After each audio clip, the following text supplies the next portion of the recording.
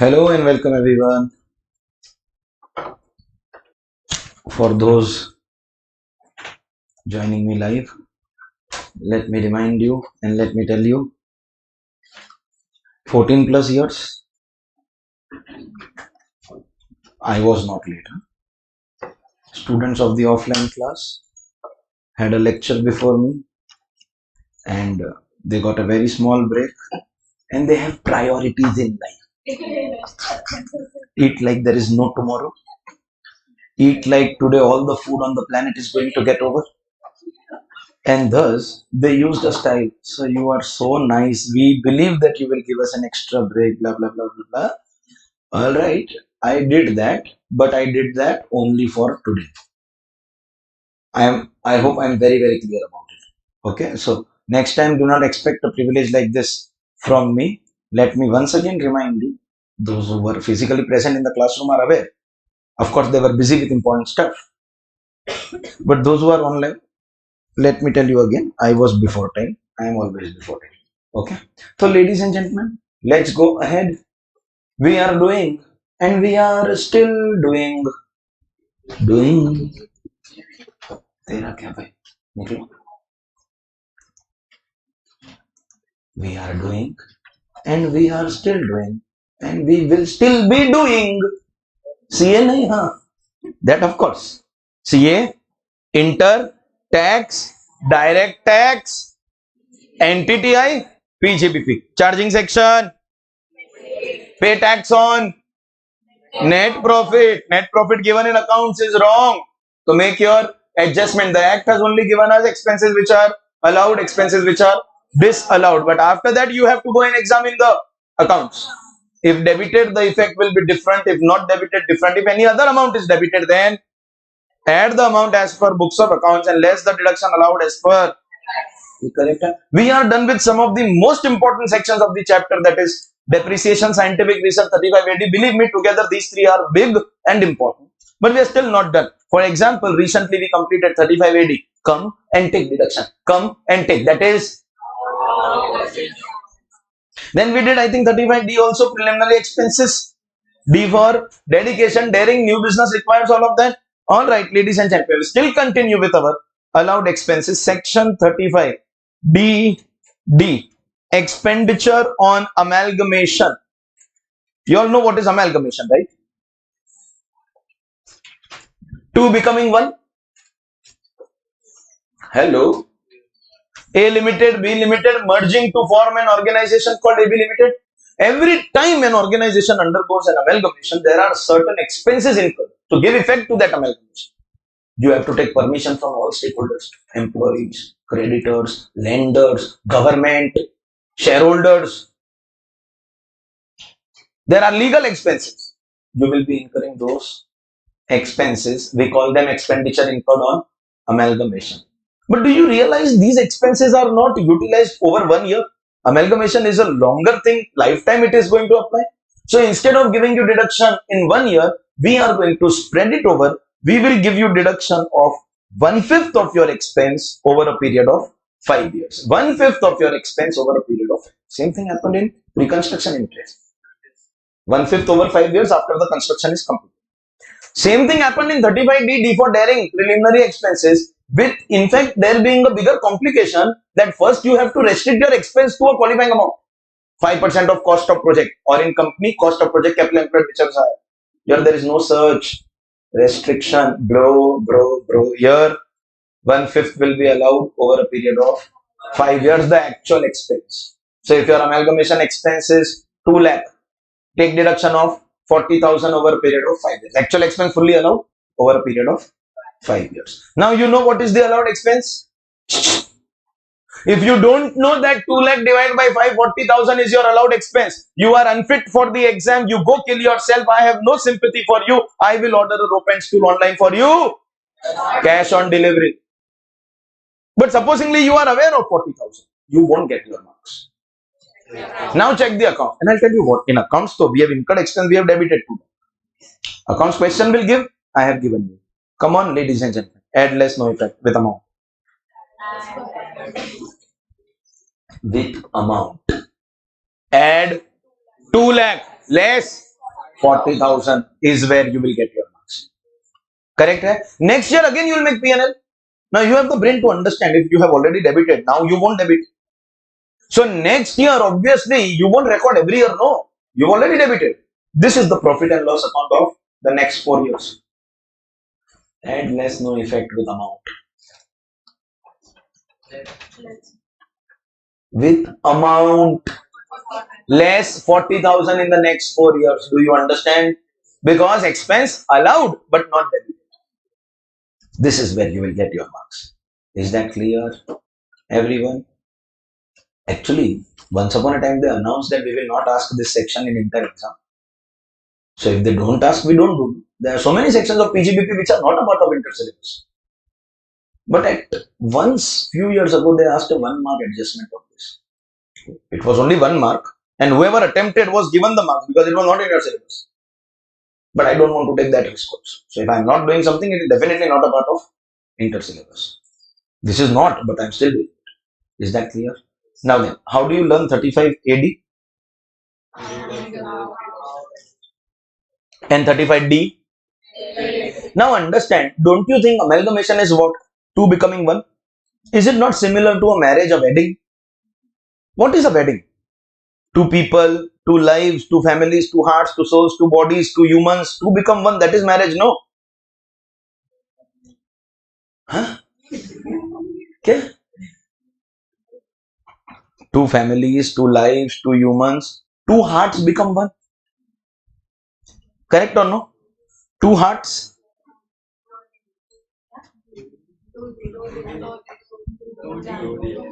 Magar chupke. Any SRK fan by any chance? SRK songs, he is not a playback singer. Ustad Shahrukh Khan Sahab. He is not a playback singer. Song to that is Sonu Nigam, bro. Abhijit Bhattacharya. They are not SRK song. No SRK fan here. Your generation. Huh? वो movie अच्छी लगती है, that is how you become someone's fan. How else does one? Sir, we are not your fan, लेकिन आपकी teaching अच्छी लगती है. What kind of an answer is that? That means you like, no? Huh. But there was an era, and he rightly said that he is the last amongst the stars. Because there cannot be a bigger star now. Okay. Point is, Do Dil, 35 DD, amalgamation, expenses. Fantastic. Section 35, DDA. Expenditure on VRS, payment to employees. See, VRS is retirement before time. We give you one big lump sum amount and tell you to get lost.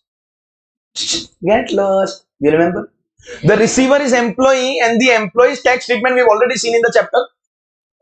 Salary. But do you understand what is it for the employer? Yes, no. What is it for the employer? Expense. Do you understand the employer is incurring it in the course of business? And do you agree that the employer should get deduction then in that case? No. So employer will get the deduction under 35 DDA. But there is a problem here. VRS is a lump sum. We give a big amount and tell the employee to get lost. So then, because it's a lump sum payment, they are saving salary over a few years. So we won't give deduction at one go. We will give you full expense deduction, but this also is going to be 1/5 over a period of 5 years. That means, can I say preliminary expense 1/5 over 5 years, but there is qualifying amount. Amalgamation expense 1/5 5 years without any restriction. Here, it is also 1/5 over 5 years, while there is no cap, upper limit, ceiling limit that there will be a qualifying amount, but still there is one extra condition, and that extra condition is that here your deduction will be only on that amount which you have paid.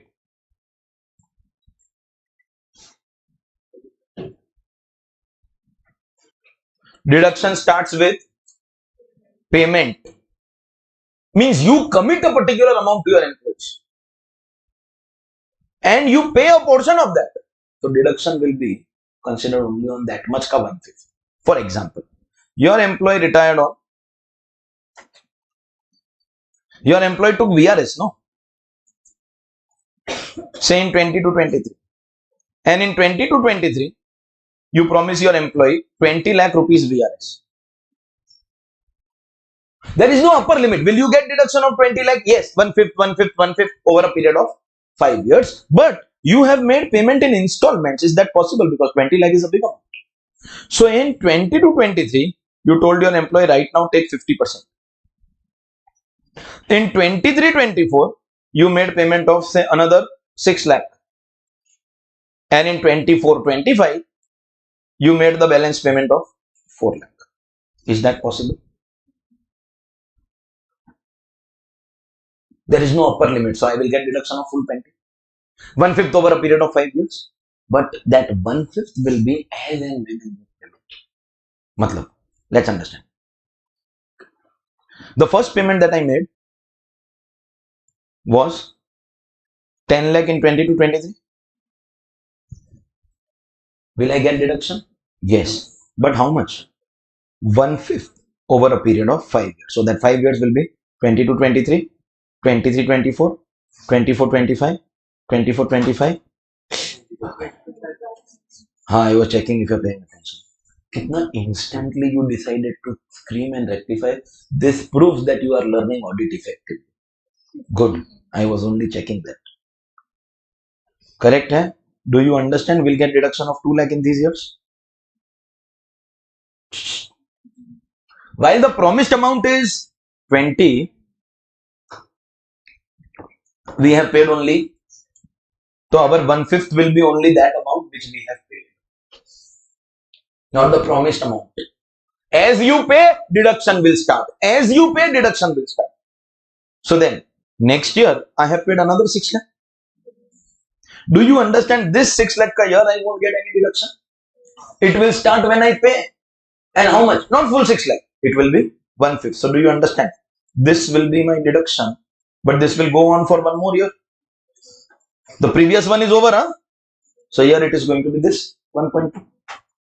If you are really understanding what is happening, so you will tell me the third and the final thing for all the years. Particulars 4 lakh, 24-25. Fantastic. Now, dash. Why, sir? Because it will start only when paid. Next. Dash. Next. 0.8. 0.8. 0.8, 0.8. And this will be for one more year, of course. Here, there was no deduction. But here we will. If I now ask you your deductions for each of the years. 2, 3.2, 4, 4, 4, 2 and 0.8. Just take a total of this.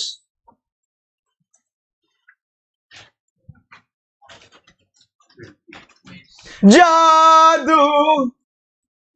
Jadoo? 20 only, no, bro? Yes. Just that we are splitting it as and when. Wait. This is not magic. This is the condition.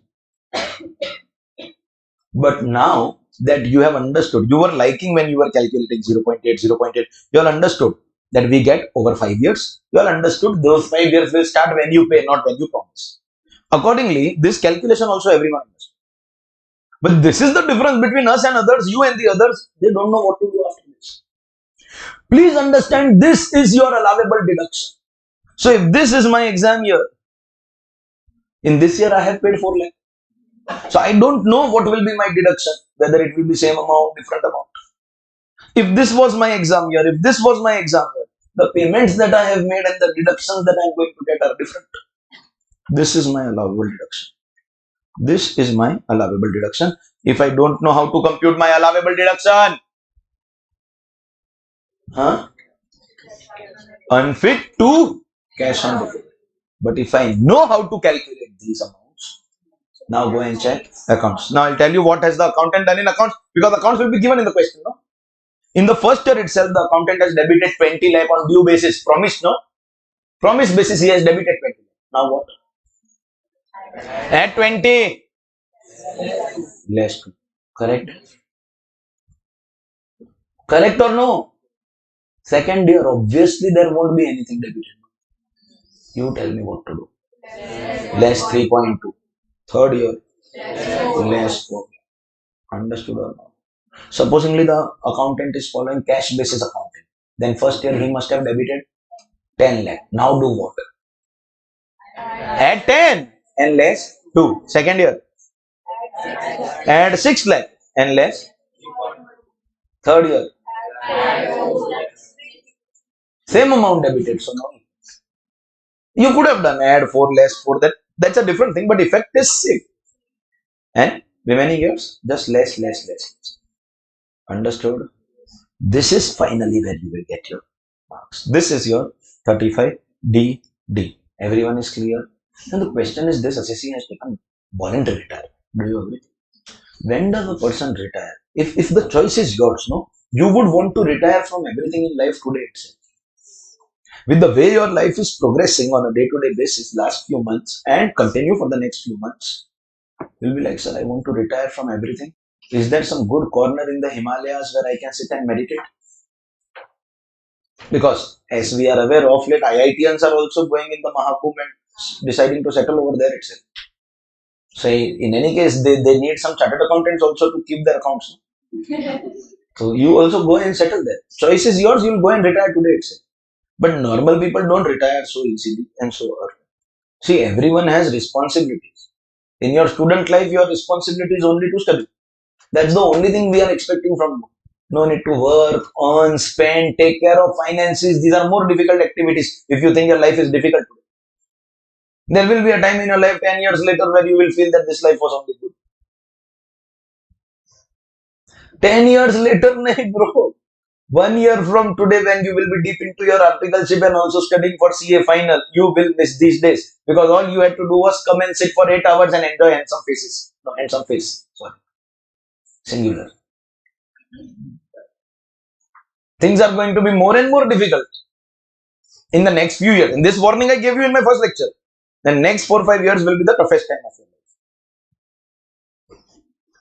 But normal people have to take it. Somewhere in your mid-20s, you start earning. You have to still work. You can't retire. Once you have a settled career, you decide to have a settled family as well. Get married. You can't retire. You have children. Bro, you can't retire. And Akash, of course, cannot retire. You have more children. You can't retire. Now the children are studying. You can't retire. Children are trying to settle in their life. You can't retire. Now children have completed their education, settled in their life. You still can't retire.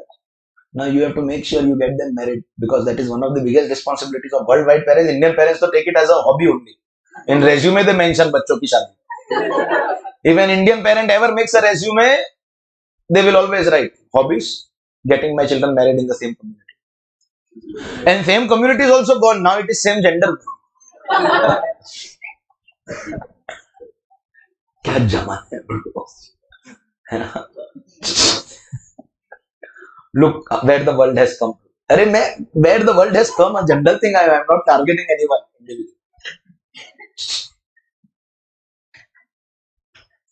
You can't retire. Now children are married. You can't retire. Now children have children. Children also have completely settled. You have your, not much financial commitment. Now, in fact, you can stay home and play with your grandkids, because now you are Dada. Now you are Dada. Grandfather.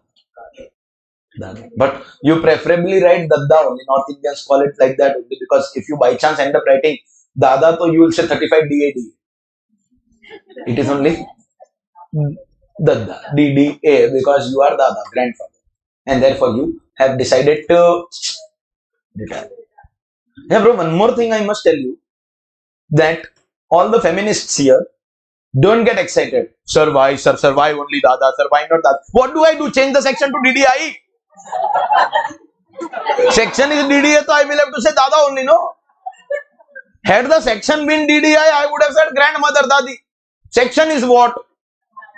So I have to say Dada only, no? I can't change the section unless and until I become the finance minister. Matter of time, talks are going on. Announcement can come at any time and I will still complete your batch. Thank you. I expected, sir, please complete our CA final batch also. Online, no. Online, offline, recorded, all the three options available.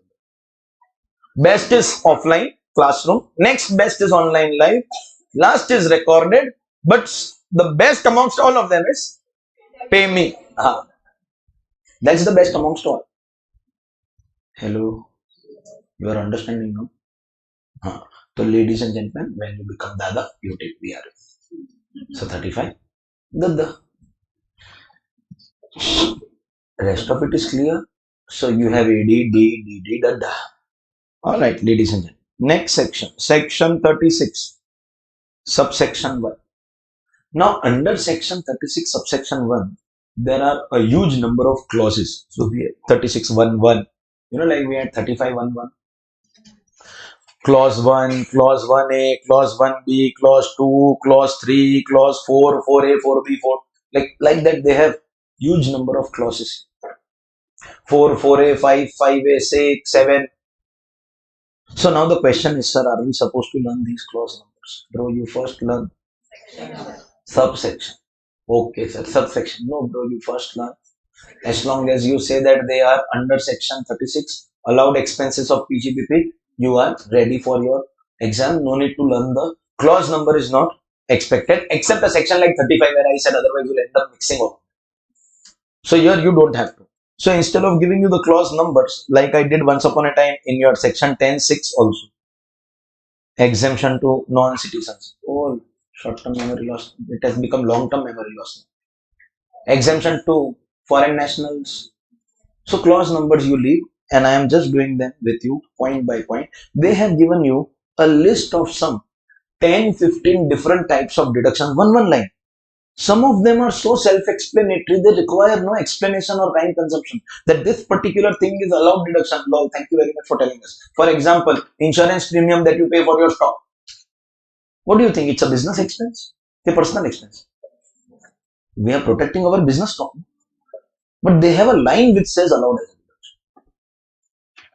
So it's like a list, one after the other. What is common in the list? They are all allowed deductions because they are considered as business expenses. You just have to learn that they are under section 36. No need to learn the clause number. So my numbering will be simple 1, 2, 3, 4, 5, 6. Not all the 10, 15 are a part of inter-syllabus. Some of them, for example, there is a clause 7 that we will discuss, but there is another clause 7A which is not inter-syllabus. Some clauses are there, some are not. Had all of them been there, we would have probably discussed them with the clause number also. So some in-between clauses are in any case not there also in your syllabus. So let's learn them point by point to the extent they are relevant at intermediate exam. For example, the first, any insurance premium, I just told you about it. Insurance premium of your stock in trade. What do you think? Is this a business expense? So will it be allowed as a deduction? Thumb rule is simple. Any expense incurred for business will be allowed as a deduction, obviously. Next, if you have paid medical insurance premium. Sir, medical insurance is health insurance, not stock. And sir, health insurance is like personal in nature, no? Then how can it be allowed as a deduction, sir? That is something wrong. Yes. If you pay your own medical insurance premium, it's a personal expense. Personal expense won't be allowed. Disallowed. Later, chapter 6A will give you a separate tax benefit for life insurance, medical insurance. That's a separate chapter. But it's not a business expense. Do we ever debit such expenses in our P&L account? Think about it. Think about accounts. And let me see whether you know accounts or not. Because remember, you are at a very, very dangerous position if you don't give the correct answer. Believe me, you are gone and I won't do also anything. I'll just be the postman. No.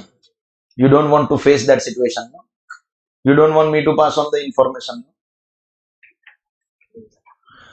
If you don't pass on my information of increment, etc., then I will pass on this information in any case. But answer this question, please. A proprietor has paid medical insurance premium of employee. Will you debit it in P&L account or lines?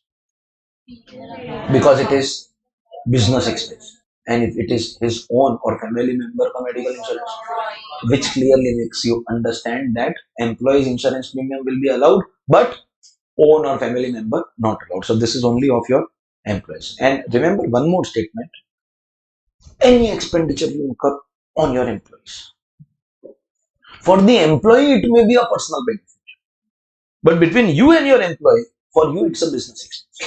See, you give your employee salary or bonus or etc. All that is to your business expense only. Supposingly you give your employee 5,000 rupees out of love and affection, it is still business expense. Supposingly you give your employee 100 rupees to have tea or snacks or anything, it is still for you business expense.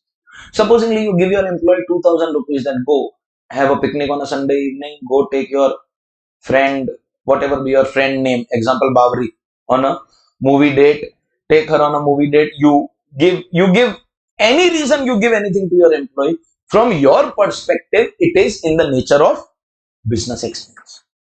And that includes your medical insurance premium as well. Does that make sense? So medical insurance premium of employee will be allowed, provided it is paid by a mode other than cash. Means if you incur the expense in cash, it will be disallowed. The expense will be allowed only if it is incurred by a mode other than cash. Later in your syllabus, when we do chapter 6A, there we get deduction of own medical insurance premium under a section 80D, that is after GTI. That is also non-cash, but that we will learn at that time. So in general, income tax law for medical insurance premium is very, very clear and particular. We won't allow cash. Own deduction under chapter 6 or employees deduction of PGBP. Clear? Next. Bonus and commission to your, again, employees. What do you think? Is this a personal expense or a business expense? Business expense. So should it be allowed as a deduction? Yes, it will be allowed as a deduction. With an addition, also refer section 43B. Now, if I mention section 43B in front of you, does something hit you? Does section 43B activate something in your brain? Okay, nothing, sir. Disallowed. Under disallowed, it is the last section. So technically speaking, in the calculation part of PGBP, this happens to be the last section, 43B. Do you understand? Since we are in the beginning of the class, we don't know how much time we will take. In some of the couple of disallowances are a little big, but we may probably get time to reach 43B. Right now, you ignore this. Don't cancel, because you copy everything that I do. Because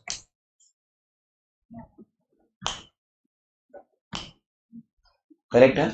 So right now you ignore. And the rest of it, does it appear to be a business expense allowed as a deduction? There is some addition which will be done to this discussion by the section. This we will discuss when we come to 43B. Clear, hai? So we'll talk about 43B in 43B. Right now, bonus and commission to employees will be allowed as a deduction. Fantastic. Next. Contribution to, or before that, that's a big point. Let me take the smaller one first. Interest on borrowed capital. The interest will come on borrowed capital only. Will be allowed as a deduction, provided you fulfill this condition. Anybody wants to guess? बोलने तो दो इतना. अब provided the loan was utilized to earn business profession income. You can take loan for acquiring house property. That interest will be allowed under house property. Hello. Yes. If the loan is used in business, then it's a business expense. If the loan is used for doing any other activity, it can't be deductible under business. Only and only if the loan money is utilized for your business purpose, it is going to be allowed as a deduction here. Who was that guy in your class who, went and told someone's father that uncle, can I call you Papa? अरे वो house property chapter में while doing interest, you already have money, so you buy house with your own money, then you take loan for getting married. Karan था ना? And now you remember that? घर बनाने का loan, बसाने का loan, I told you, if you remember. Karan, you took a loan for getting married. Look at the yes. Look at the confidence in that yes. हाँ तो Karan, that interest not allowed.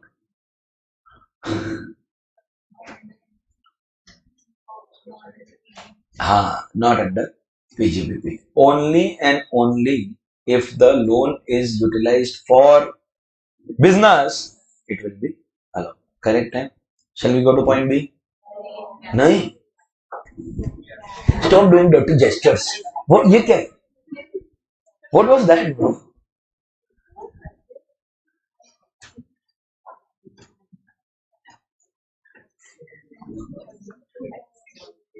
There are two types of businesses. One, a business, the profits of which will be chargeable to income tax. Two, a business, the profits of which are exempt from tax. For example, you take a loan for your agriculture business. My question is, the profit of that business, are you going to pay tax? Then you won't get deduction of that interest. You will get deduction only of that interest, the income from which activity you are later on going to pay tax. In fact, it's a general rule of income tax law that any expense will be allowed only if the respective income you are going to pay tax. Supposingly in P&L account, I credit agriculture income. So is it coming here? What will I say? Income credited but not taxable. So less. Why not taxable? Exempt income. So likewise, I will have some agriculture expense debited also. Expense debited but disallowed because income is not taxable, then expense can't be allowed. So this we will have to very good add. Understood or no? So it has to be not business income, but taxable business income. Makes sense? Interest on borrowed capital provided the funds are utilized for earning taxable business income. And second, if the loan is utilized for acquisition of fixed asset in business. See, if it is a personal car loan or home loan, that won't be allowed in any case. Hello? But you are using it for acquiring a fixed asset in your business profession. So my question is the loan that way related to your business? You want plant and machinery in your business, you want furniture in your business, you want to buy an office, which is a business asset. So that interest should be allowed as a deduction. Yes, but with a slight twist. That twist you can explain if you have knowledge of accounts. Borrowing cost. So what is that? Capitalize forever. Because every month you will be having some interest in the EMI. So all the interest will be capitalized. So specify exactly whatever you have learned in accounts is the rule here. Come on. Until the asset is put to use. See, interest will commence the moment I avail the loan disbursement. Interest will start. Starting ka interest will be added to the cost of the asset. Capitalized. And from the day when I use the asset, interest will still continue till I repay the loan. That interest after utilizing or using the asset will be a revenue expense that will be allowed. So let's understand. This is where I take the loan and this is where I put the asset to use. There will be interest of this period which I will capitalize. Capitalize means add to the cost. Hello? And if it is a block asset, then we will add it in the purchases. Correct? Hai? And here, whatever interest, see, interest will come here also, no? Because the loan is yet to be repaid. What to do with this interest? This will be an allowed deduction under section 36. You understood? That means on this asset we will get depreciation will get, no. Are we adding in the cost? So are we increasing the value that we are adding in the block? get depreciation. But on this value, it will be treated as revenue expense. We'll get deduction. Does that now make sense to you?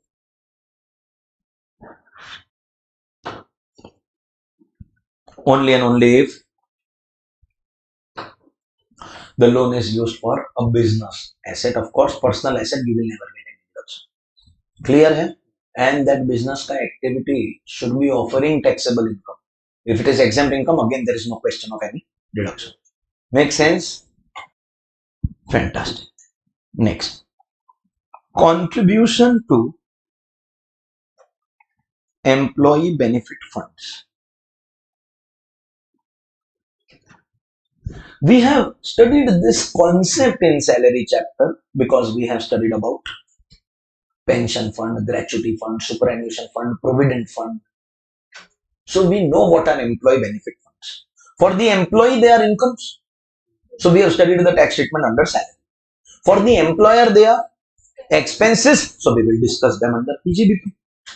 We will go and see whether the contribution is employer contribution or employee contribution. See, employer contribution the employer has to make from his pocket, which is over and above the salary that he is paying. If you remember the explanation that I gave you for provident fund ka concept, salary was 50,000. From that 50, employee was contributing 5,000. And extra employer was contributing 8,000. Do you remember that number? Those numbers in the example. So 50 ka salary you give your employer. And 8 you give extra. That extra ka treatment will come here. The first doubt is about this, sir. Sir, this I am not making. As an employer, my job is to give him the salary. From his salary, he will make. You understand? Sir, so why are you even discussing? This has got nothing to do with the employer. So here, I had told about it. I don't know how many people remember. That the practical effect of these funds is not to give 50 salary and then employee will contribute. Practically, how we implement it, we will give our employee only 45,000. From this 45, we have already taken his contribution. And now our job to contribute in the fund will be 13,000, which is 8,000 from our pocket. And 5,000 his contribution also we are making. Means, do you realize here, we are simply doing employee's duty. We have kept his money with us. Alternatively, we had the option of releasing his full salary of 15 and he will contribute his share. But we have undertaken that don't worry, your contribution, my contribution, I will put together. So you take only 45, I am keeping 13 with me. You are understanding the maths? That means, do you realize in respect of this 5,000, you are a custodian. Think about it. Employee's salary is how much? But you paid him only? Deducted rupees? Why? As a promise, don't worry dear employee, I will pay it in your account. Then pay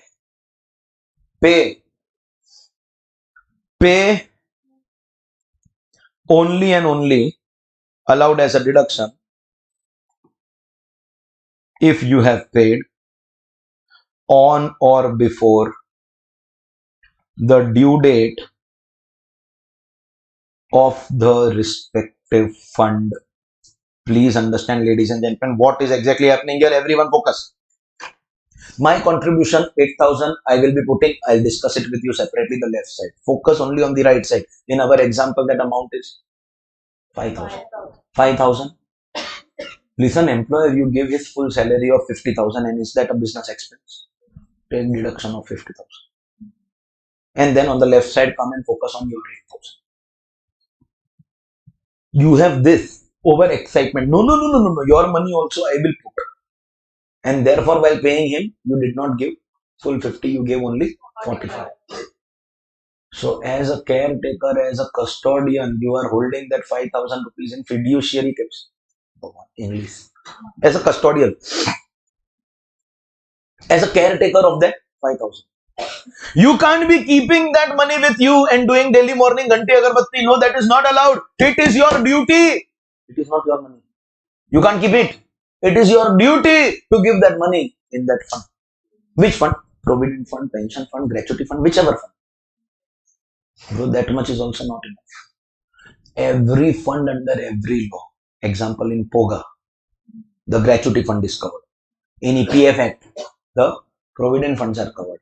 In those respective laws, there are due dates given that you should contribute money in your gratuity fund before this date, in your provident fund before this date. These due dates are not in income tax, they are given the respective law. You contribute money before that due date. In case you miss the due date of the respective fund, we are not talking about any income tax due date, we are talking about due date in that act.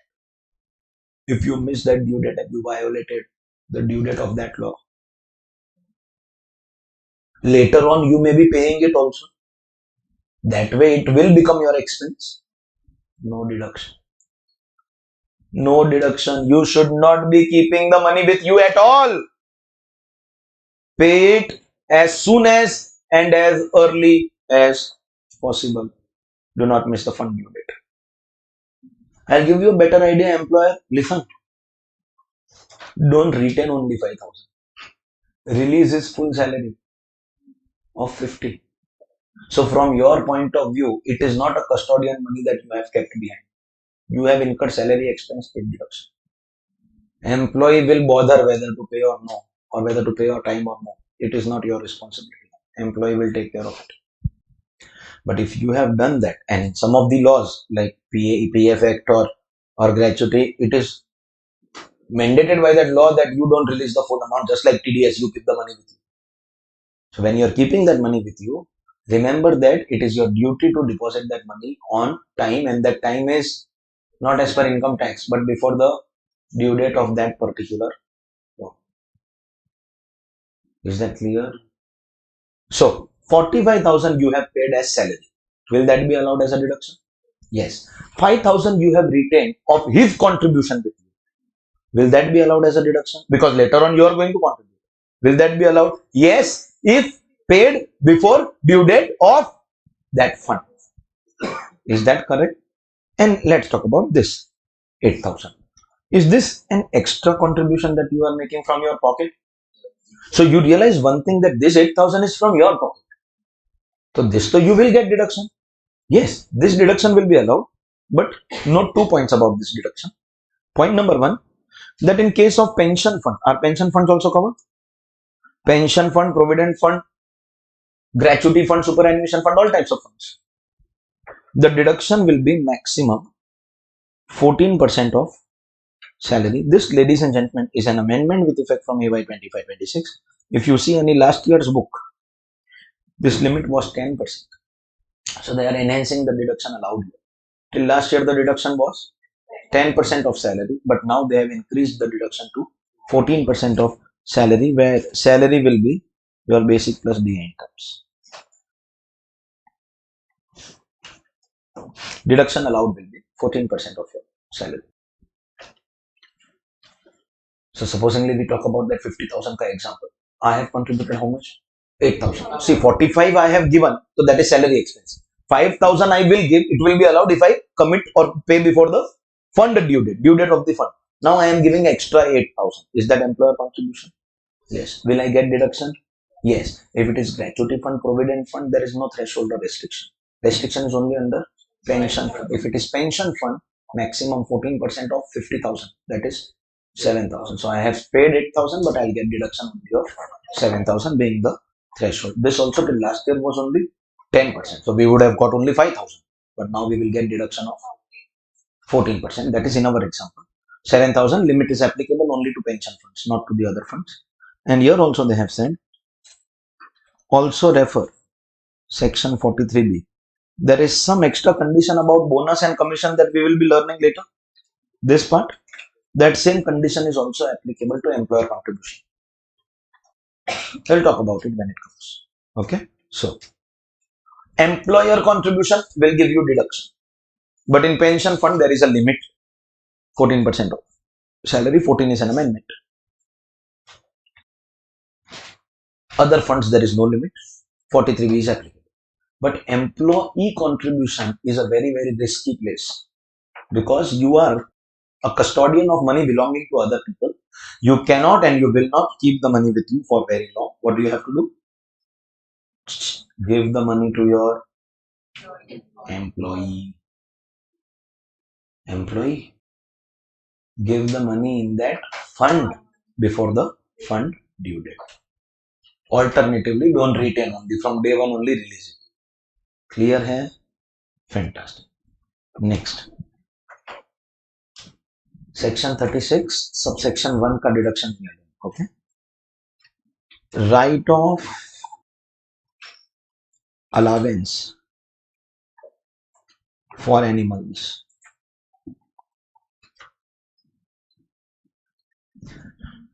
Some businesses require animals for their operation, like police. Achha, Dad, that's not a business by the way. Police is business. I am asking about business. Cow. In which business? Milk business. Okay, fantastic. Huh? Pet shop. That is that stock in trade, not an asset. Animals used in the business as assets. Cow. Sheep. Leather products. Horse racing business. Snake. Start करना. Nagin dance. We do in Indian Bharats. At least once we tell the band guy to play, then one person becomes the snake, another person who is not good at dancing becomes what? We call it snake charmer. Camel. Very good. Elephants. Ivory. Fantastic. So when we acquire this animal for the purpose of our business, cow in the milk business.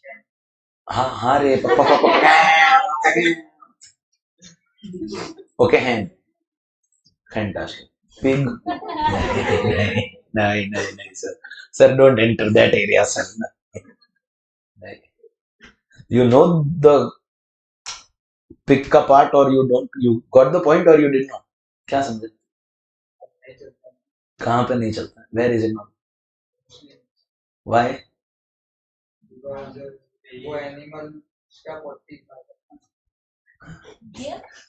Pig is considered haram in Islam. Anybody knows the perfect reason for that?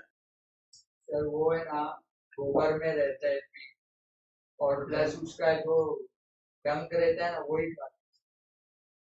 नहीं sir Quran में उसको mention किया हराम है. But why? Okay, let's not get into religious discussion. We'll keep a separate session over here with respect to religious discussion. I told you about Fahim from my last batch. No? He spat water on me, on my joke, and then I roasted him for the rest of the batch. I said, Fahim, when you'll grow up and have kids, you won't allow them to watch Peppa Pig also. Mark the depth of the statement. Peppa Pig bhi allow nahi karega. Okay, let's not get into that. The point is, don't take it at heart. I don't spare anyone. Exactly. बोलने से कुछ नहीं होता है. How many times I told you, still you came late. वो तो clear. That's a clear evidence of the line. बोलने से कुछ नहीं होता. Because बोलने से होता तो you wouldn't have come late. Finally, when I had to keep you out for a little while in the course of my lecture, which also I did not like. That is not a part of my normal behavior. I don't behave with anyone like that. But that worked. So end of the day, no, as a teacher, I am interested in what works. And you are lucky that I am taking it in a joking manner right now. You are not going to repeat the offense because simple hai. If I am in class and the lecture has started, from out only you go back. Then don't ask, ठीक है sir Zoom लिख दो. नहीं. Correct? So बोलने से कुछ नहीं होता is you are the human version of that statement. है ना bro? Listen. These businesses acquired these animals for their business activities, whether it is sheep or the elephant or the horse, all the examples that you guys only give. Is that a business expense? It is. It is. But right now we won't give you deduction. Some years later, the animal will be unusable. Maybe because it is old, maybe because it has died. So you will be selling the old animal or the dead body of the old animal, died animal, at a price, of course, lower than the cost price. Do you understand that is the net cost that you have incurred? Outflow initially minus inflow some years later. That net cost we allow you to write off in your accounts. And that will be considered as your write-off deduction. What will you take? Take cost of the animal. Minus what to do? The selling price of the old animal or the dead body of the animal. Is this your net cost? This will be your deduction in year of write-off. Whenever you sell the old animal, you will get this deduction.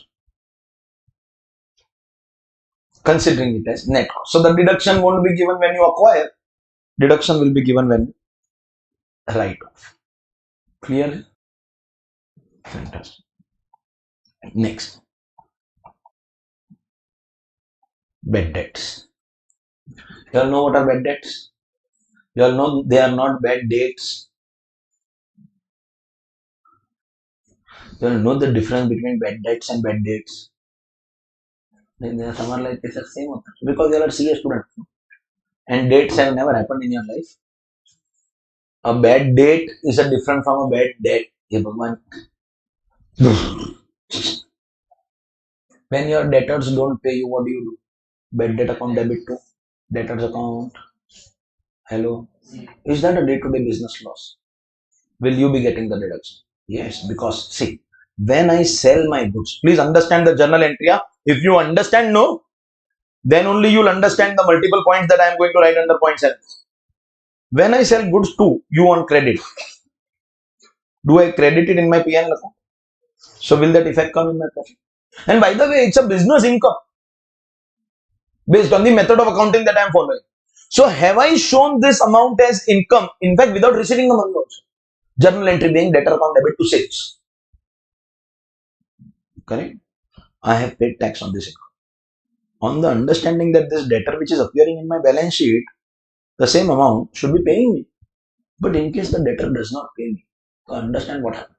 I have shown income and paid tax. But finally I have not received my money because it became bad debt. So I have to write off that bad debts by debiting my P&L account and removing the debtors from me.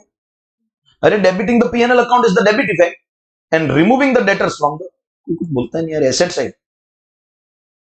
Removing the debtor from the asset side of my balance sheet is the credit effect. This is the debit effect. This is the, you understand? Means I have paid tax but I have not received money. Then I will get deduction of that loss subject to the following conditions. We will give deduction of only your actual bad debts. If you make something called PDD, provision for doubtful debts, or RDD, that is reserve for doubtful debts, that is not going to be allowed. You must have done that in accounts, no? ONNO, old bad debts, new RDD, minus old RDD. Oh no. Oh yes. You've done it? You won't get deduction of RDD, use your brain. RDD is an expected loss. I have shown sales and debtors. Now I am expecting these debtors will not pay me. So I debit RDD. Bro, by debiting RDD, will I reduce profit? Yes. So let's do one thing. Let us expect that nobody will pay us. Let us assume that all our debtors are Chor, Kallan, Tirudan. No? Then everybody will eliminate their profits. If the debtor has actually not paid, then I have suffered the loss. I will get deduction. So only actual bad debts will be allowed. Expected bad debts is RDD. What is RDD? Expected bad debts? Not allowed. That's clause 7. Huh? Now then, in CA final, we have clause 7A. I'm orally telling you about it. That if you are doing in the business of banking, scheduled bank, cooperative bank, foreign bank, their business is lending money. For us, what is sales and purchase? For them, it is loans given, loans taken, interest received, interest paid.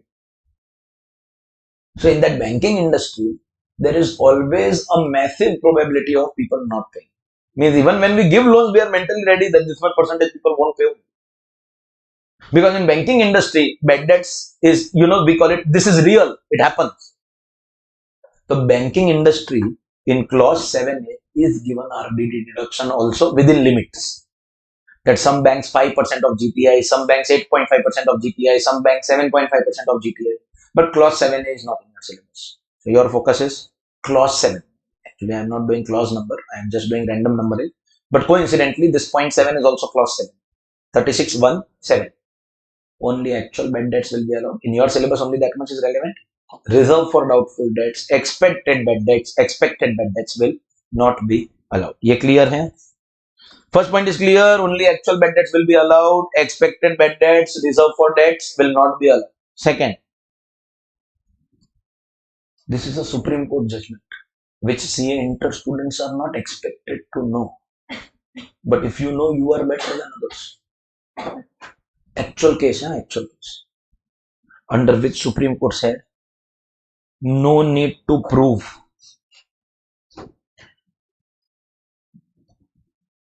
insolvency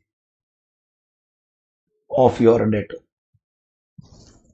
This was held by Supreme Court, if you want to know, in the case of an assessee called TRF Limited. Actual company, actual case law. In the case of a company called TRF Limited, Supreme Court said, no need to prove insolvency of debtor. Sir, what is happening? Please understand. I have sold goods to her on credit. After the class, just look at her face once, and you'll come to know about the probability of it becoming bad debt. Very high. Say yes. Yes. She didn't pay me. So what will I do? Bad debts account debit to debtor, and I will take deduction. Is that an actual loss? Yes. When I took that deduction, I have subtracted my PGBP and reduced my taxable income. My case came to my assessing officer. He said, I will not give you deduction. That means I will disallow this expense. I asked, why, sir? She has not paid me. Assessing officer said, look, this assessee is a solvent person. This person, who is my debtor, I am the creditor here, is making payments to everyone else in the market. This person has not yet filed for insolvency or declared insolvency, making payment to everyone. So somewhere you may not have put proper efforts in recovery. Or maybe you have recovered in cash or anything like that, and trying to write it off at bad debts. I won't give you deduction because your debtor is solvent. Which is why assessing officer denied the deduction. Are you understanding this? So assessee went to Supreme Court and told the Supreme Court that, sir, this assessee is paying the others because the others are hooligans, gundas. They threatened her, and she gets threatened very quickly. They threatened her that we will kill you if you don't pay our money. So she is scared of them. So she paid them. But I am not that kind of person. I can't threaten anyone, bro. I have been married for 10 years. So I could not recover. She is paying others. That is not in my control. Point is, she has not paid me when it was due. And therefore, in my accounts, I have to write off. She is solvent, insolvent. That is not in my control. I am not getting money. That's the best thing that I can, convince you for giving me deduction. In Supreme Court said assessing is making sense. You don't have to prove insolvency of debtor. All you have to do is just write off the amount in your accounts. That your account should genuinely show it as bad debts. We will give you the deduction. Write off in accounts, take your deduction. And don't worry, assessing officer. Listen, assessing officer, what is your fear? That today I am showing bad debts, but tomorrow the debtor is likely to pay me. No problem. One day when the debtor will pay me, my journal entry will be bad debts account, a bank account debit to bad debts recovered, which will be credited in P&L account, bad debts recovered, and will come and form a part of this profit again. And at the date of recovery, in that year, again take tax. This is taxable income in PGBP. Bad debts recovered is taxable PGBP. You know, for income we decide taxable or not taxable. Bad debts recovered is taxable because once upon a time I have taken deduction. You understand or no? So later, if by chance the debtor pays, again take tax. But right now, if I have written it off, then give me the deduction. You understood? So no need to prove that the debtor is insolvent. Whether the debtor is solvent or insolvent, if I write off, I will get the deduction. So point 1 was what? Only actual bad debts will be allowed, expected bad debts. Point 2 is what? Debtor is solvent or insolvent, I will get the deduction. One more point is there, but yes. If she has paid in cash, so there will be no record of it. So that way, if she has paid in cash, right now I will take deduction. But this is not good for her in taxation. Because for me it was credit sales, for her it was credit purchases. She has taken the deduction. Correct? By debiting the purchases. On the understanding that she has to pay me. If by chance she does not pay me, so what will happen? I am a creditor account in her books. She has to remove the creditor and put me in P&L account. So do you realize a liability which I don't pay? She has paid in cash, but then she cannot prove it, no? So she has not paid me officially. So then that liability, I am a liability in her account. She will have to remove and credit me to the P&L account. Despite paying me in cash, I will become a taxable income for her. You understand? And for this reason, she may not and will not pay me in cash. If she has to settle the due, she will pay it officially. In fact, forget the taxation part. If she pays me in cash, there will be no record of it. Sometime later, I will again go and say, pay my money. What proof does she have that she has paid? You understand? So very rarely you will see an official payment being made in cash. Clear? So point number 1, only actual bad debts are RDD not. Point number 2, no need to prove whether the debtor is solvent or insolvent. Point 3, are we giving you deduction? Only and only if it was earlier recognized as income.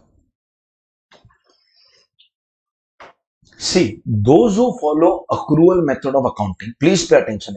Those who follow accrual method of accounting, will they credit the sales even if cash is not received? That means, have they shown this amount as income? And thus they have some debtors here. But if these debtors have not paid, so I have to send them in P&L account and take deduction. Correct? Because I have shown income earlier, included in profit, so I will debit the amount and remove it again. ये correct है, everyone? But now, what if someone is following cash system of account? I will not show this income. That means I have never included these sales in my profits. And now if somebody is not paying me, if I have not shown income only, why I will take the reduction? See, supposingly I show an income, but I suffer loss. So I minus that again. But if I have not shown income only, then why will I get deduction? So the deduction will be, now read the line if you understand, only and only if the amount was earlier recognized as income. If you have not shown income, where is the question of suffering loss? Correct? But this rule has an exception. The exception is the principal amount in money lending business. Very logical. Classic case of IYKYK, if you understand what is happening. Money lending business is basically loans given, loans taken. So think about it. Supposingly I give you a loan of 10 lakh in course of my money lending business. So can I say I will show loan of 10 lakh here? For me, it will be asset, no? So on the asset side in the balance sheet, I am showing a loan given to you. I am the bank. I have given you loan of 10 lakh. In your accounts, it will be a liability, but in my accounts, it is asset. So loan on the asset side, 10 lakh rupees. At the end of the year, you have to pay me interest. Correct? Hai? So if you pay me the interest, I will show that interest income here, which for me in the banking business works as sales and purchase. Interest for me is like sales and purchase only. So I show that 1 lakh. How 1 lakh? Assuming 10%. But you have not paid me. See, if you would have paid me, I would have said bank account debit. But bank account debit 1 lakh. So debit balance asset account to income. But you have not paid me. So can I call this interest receivable? Interest receivable will become my asset debit effect, and I have credited in the P&L account 1 lakh. That means now I have to receive from you how much? 11 lakh. 10 lakh my principal and 1 lakh my interest. Now you have turned out to be a bad debtor. If you are a bad debtor, do you understand I will lose this entire amount of 11 lakh? And what will I do? Bad debts account debit 11 lakh debit effect and remove this from your credit effect. So in this 11, I have this 1 lakh. Was this earlier shown as income? Yes. So I can debit it and take deduction and no need to prove solvency or insolvency. But the problem is about this 10 lakh. Did I show this 10 lakh here in income? No, because it is principal. In accounting, you can't show the principal loan given as income. You understand? Principal will be directly from here. Loan given account debit to bank account because I have given that money. So it is not possible to show the principal as income, but I will directly debit it if I don't recover. So this amount you can take deduction without earlier showing as income, because in accounting treatment, principal amount can never be shown as income. Only the interest amount can be shown as income. So if you are in money lending business, your bad debt will be the principal as well as interest. You will write off both. Interest you have earlier shown as income, so take deduction. Principal you have earlier not shown as income, still take deduction because it is exception. Very logical, because accounting treatment will not allow you to show principal as income. Or alternatively, you may assume that I must have given the loan of 10 lakh from my bank balance only. Where did the bank balance come from? From some income only, maybe earlier. That amount only I have given. So once upon a time, maybe I have shown it. But right now, I am not able to prove. No problem. Principal amount you don't recover, you can directly debit and take deduction. And interest, of course, earlier you should have shown as income. So, ladies and gentlemen, whenever you suffer bad debts in your business, is that an actual loss? Bro, will you get deduction? Yes. Will you get deduction? Yes, but subject to the following points. Point number 1, only actual bad debts will be allowed. Expected bad debts, RDD, not allowed. Second, you don't have to prove that the debtor is solvent or insolvent. He does not pay you, you write it off, take deduction. And third, only if earlier it was shown as income, but principal amount in money lending business earlier does not have to be shown as income. ये clear है? Fantastic. Next, point 8 of 36(1). Very good. This deduction is going to be given only and only and only to companies. Only companies. That means individual HUF, firm, LLP will not be getting the deduction. Any company that has incurred expenditure to promote family planning amongst its employees. Expenditure to promote what? Family planning amongst your employees. The expenditure can be in the nature of capital expense or revenue expense. If it's a revenue expense, we will give you 100% deduction. But if it's a capital expense, we will give you deduction of 1/5 over a period of 5 years. So your effective deduction will be 1/5 of capital plus revenue is your deduction. For example, if the expenditure on family planning is capital expense of 10 lakh and revenue expense of 2 lakh incurred by a firm or LLP, what will be your deduction? 1/5 and no?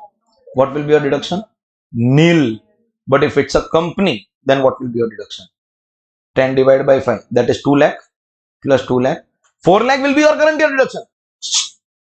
Now next year you incur revenue or no, that is separate. But capital, another 2 will go on for the next 4 years. Capital will be 1/5 over a period of 5 years and revenue will be immediately fully allowed. So this is going to be your current year deduction. Remaining story, by now you are comfortable. If you don't know this, unfit to cash on delivery. If you know 4 lakh, you won't get your marks. Check the accounts. Bro, this guy has debited full 12 lakh. Oh, bro, let him do anything. No, he has the freedom to do whatever he wants. Debited full 12 lakh. What to do? Add 12 lakh, less 4 lakh. Supposingly he has debited 2 lakh revenue expense and on capital expense he has charged depreciation 1.5 lakh. So total debit is 3.5 lakh. Add 1.5 lakh. Less 2 because the 2 lakh debited is normal, allowed as a deduction. For capital, what to do? Add the depreciation that you have debited 1.5 and give deduction of 1/5, that is 2 lakh. Alternatively, you could have said add 3.5 and minus 4, which includes add side capital plus revenue and less side also capital plus revenue. Same effect is same. Add 1.5 less 2 is same as add 3.5 less 4. It becomes a little easy when we have that habit of mind. Add as per books, less as per tax. So it becomes a little easy. But I leave the choice to you. Correct? So capital expense 1/5 and revenue expense. Everyone clear? Shall we go ahead? Yes. Huh? See, Akash not asking is understandable because he does not do it.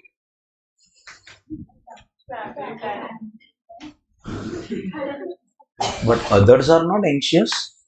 You have same plans as Akash. Well, believe me, it is difficult to handle one spouse also. See, I have one spouse officially and one child. And it is difficult to handle one also. One at a time. Once at a time, matlab total also I have one only. Difficult to handle one. Akash must be doing his management, his time adjustment, his planning. But the rest of us got to understand what this is. And you don't have any other test. Your college ka some online test was there. 15 minutes only it was. You came. But you'll have to go out again for 5-10 minutes.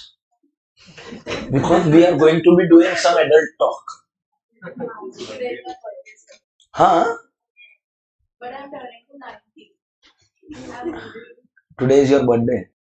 27 January. You have turned 19. ठीक है, तो first shall I call at home and say that today I'm not coming for dinner? We have some birthday. Yes. बाद में don't change. Otherwise things are very difficult. If you are eating, then also inform in advance. Not eating, then also inform in advance. My house has very strict rule. फिर last moment plan won't change, ना? पक्का? But in my eyes, you will still remain a minor child.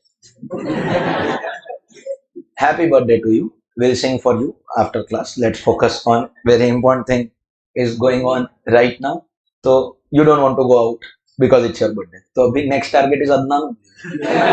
He is peacefully sitting over there in the corner. Only he is like, sir, I am nearest to the class door. So jao.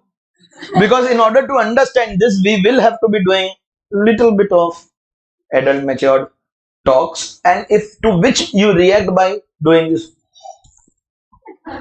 Sir gave such an example in class. It won't work.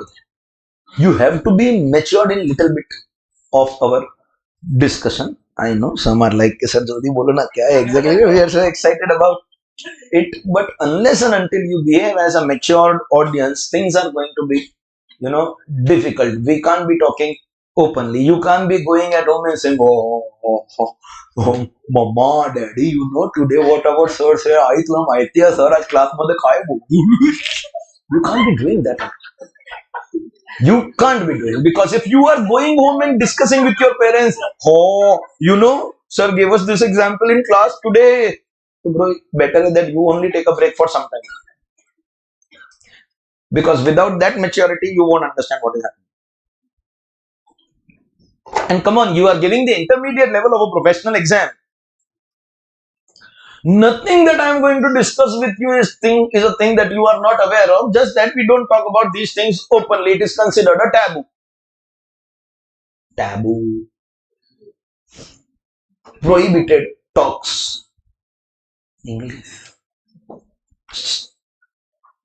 In fact, if I am not wrong, schools these days, state board schools, ICAI, CBSE school for the 9th standard, 10th standard kids have actually started conducting seminars on sex education, etc. So that the kids, are, once they enter in Mumbai, we have college immediately after class 10. So they don't get carried away, because the effects of sexually transmitted diseases are real. And I was in the 10th standard 20 years ago. We had a seminar where our school invited a speaker to educate us on sexually transmitted diseases when we were in the 10th standard. I don't know what on earth was going on in the brain of my school principal in an all-boys school. She invited a lady teacher to do a seminar on this topic. And if that was not enough, the lady teacher at the end of the seminar had the guts to actually say, any questions? And all the questions were exactly what you are thinking right now. Bro, it was like literal ragging on the college. It was like literal ragging. Embarrassing for the school principal who was present, embarrassing for the teachers. Every school, there is this one teacher whom everyone hates. There is this one teacher who is the strictest, who is like, even you are not scared of the principal as much as you are scared of that one teacher. Every school has that one teacher. That teacher who came to your mind from your school, exactly that teacher I am talking about. That teacher was also present, but we still had the guts. So now the question is, sir, you have to be scared of that one teacher. But it was our 10th standard, and we had already received our board exam hall tickets. And in the 10th standard, once you receive board exam hall tickets, then we do a favor on the school by going to school. Believe me, our batch 10th standard, 50% students used to disappear from school after the lunch break. There was this building having a common compound wall with my school. The height of that wall was too less, so we were allowed to go out of the school premises in the break time. So we had done the setting with the watchman of the next building. One of us used to go to the next building compound with the setting from the watchman. The others used to give their bags from the wall, because with the bag, if you are leaving the school premises, security will ask you. Without bag, you are allowed to leave in the break time. So the bags used to cross the wall one by one, and then one by one we used to leave in the break, go to the next compound, take our respective bags, go home and study for our 10th standard board exams. After receiving hall tickets, even if you are caught, school cannot do anything. Nothing is in their control thereafter. And then they conducted the seminar. How foolish. But the school incurred an expense. 20 years down the line, we understand the importance of that seminar. At that time, you know what goes on in the minds of students, especially in the all-boys school. You understand how cheap they are, how disgusting they are, how insensitive they are, but that's how they are. And believe me, bro, life was so difficult in the initial days. Class 11, we are in college, first year junior college in Mumbai, and first experience of studying in a co-ed institution. So what to speak, when to speak, how to speak, in front of whom, what can be spoken, what cannot be spoken, zero idea about that. Zero idea.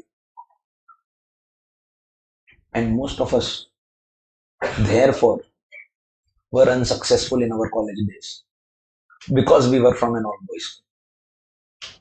But do you understand the school still put efforts in conducting the seminar? It results in some expenses.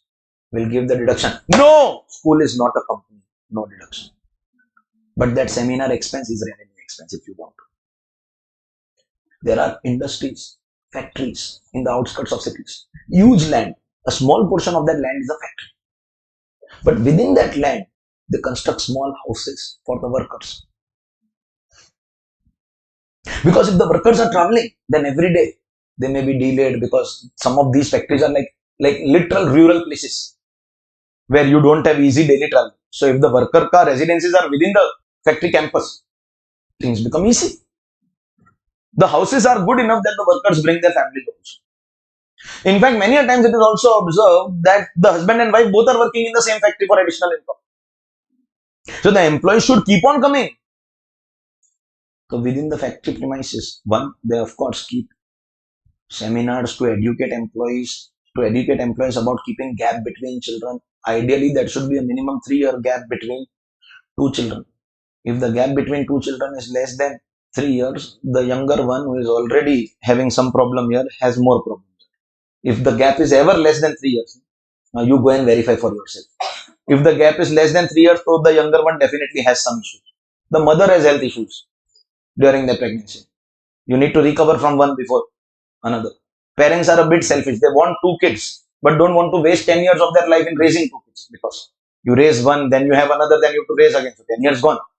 So like they prefer to have 2 kids simultaneously. In 5 years, both will grow up. So they are sorted. But that is inappropriate. Seminars are conducted for that. To keep the overall population of the factory compound under control, there are companies who actually install condom vending machines within the factory premises. It's a capital expenditure. If you want to know what's a capital expenditure. Corporates in our country today are mandatorily required to give maternity leave to female employees for 6 months. Because during pregnancy, you can still work, but the period post-pregnancy is a very, very difficult period. A lot of mothers, new mothers, first-time mothers also suffer from depression, etc. Postpartum depression, it is called. Mandatory paid leave. How unfair it is to the corporate sector. You are not working, still you are taking. If that was not enough, these days there is a newly introduced concept called paternity leave. Even the new father takes holiday of 15 days paid. So, give idea for more paid holidays, Akash. If 6 months you get paid holiday as a mother or 15 days as father, so how to get more paid holidays? Akash knows it better than anybody else. Bro, the company is like, bro, you are not stopping only. So we keep on giving you paid holidays. Now they will install those factory machines, vending machines, or those seminars to educate you about it. These are the expenses that we are talking about. Bollywood producer, supposedly the producer is in mind clear. Any film producer that I am going to make at least 3 parts of my movie. So Pushpa 1, Pushpa 2, Pushpa 3.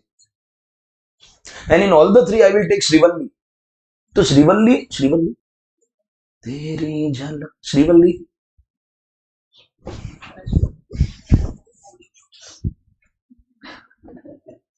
She has to look same in all the 3 movies. If between one season and the next season, if she has undergone pregnancy drastically changes the look, especially of the mother. Directors, producers actually have a contract you cannot be reproducing during the movie period. See, lifetime contract you can't make because that will be agreement opposed to public policy, void ab initio. But for a temporary period, till the time the shooting of 3 of our movies, the post-production is going on, you can't be becoming a mother. You often see a lot of Bollywood actors, actresses, they become parents much later after their marriage because they have to wait for that contract period to get over. Do you understand? So for that, they may be paying you additional expenses. Most Bollywood production houses are companies only. In fact, to know last example, for birth control, population control, there is an operation which is done, a birth control operation known as vasectomy. Vasectomy? Yeah. He is saying yes as if he has undergone. Huh? क्या आप बोल रहे थे? इन Hindi we call it नसबंदी. And is like हाँ हाँ sir, हाँ 2-3 बार कराया sir.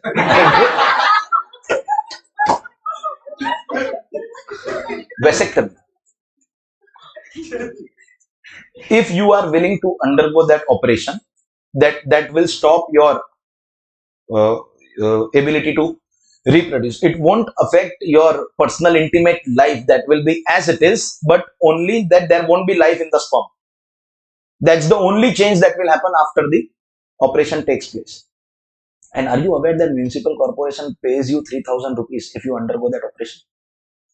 Every male who is willing to undergo that operation will be paid 3,000 rupees by the local authority. Now don't give me that look. Acha sir, 3,000 mila hai. I have also not received. General knowledge.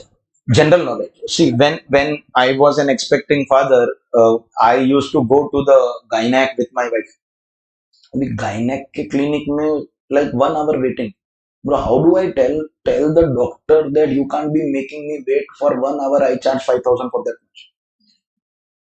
That's more than the fees that I have to pay you. You have to wait, so you have to wait. Abhi, problem is there are so many females present in that premise. Doctor ka waiting area, no? You know, you have the anxiety to talk to them, strike a conversation, ask them over a cup of coffee. You have that anxiety. But don't forget, you are with your wife. You're not there on a picnic. You are with your wife over there in the gynac reception. Second, they all are expecting mothers as of now. So, see, how can you strike a conversation with a stranger? You are excited too, but in front of your wife, of course not. There is a separate story attached to it altogether. When my son, we had to go for this preschool admission, we call it play school, play group admission just before your KG starts, before nursery. So in the post-COVID period, there were, most of the schools were doing online play school. No, online does not make sense only to kids of that age. There was only one school in my area which was doing physical play school just immediately after COVID. So my wife went and met that principal, the owner of that play school, and she was convinced about the infra, etc. We had to only go and pay the fees. My wife comes home and tells me that I have met Jessica ma'am over there. She is the owner of the play school and we have to take admission over there. I said, Jessica ma'am, I will go. For admission also I will go. And every day I will go to drop also. Pickup time was clashing with my classroom time. I am not so desperate also. So obviously only for dropping, which is not clashing. I will go. Jessica ma'am, no, I'll go and meet her and I'll pay the fees. I'll introduce myself to her. I'll introduce my profession. I'll tell her that if you want any tax related work, let me know, ma'am. Turned out to be a 65-year-old lady.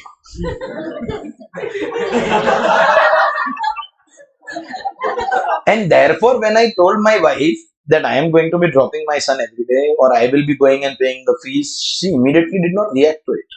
She waited for me to go and pay the fees and come. And then when I come back, now I know who Jessica ma'am is.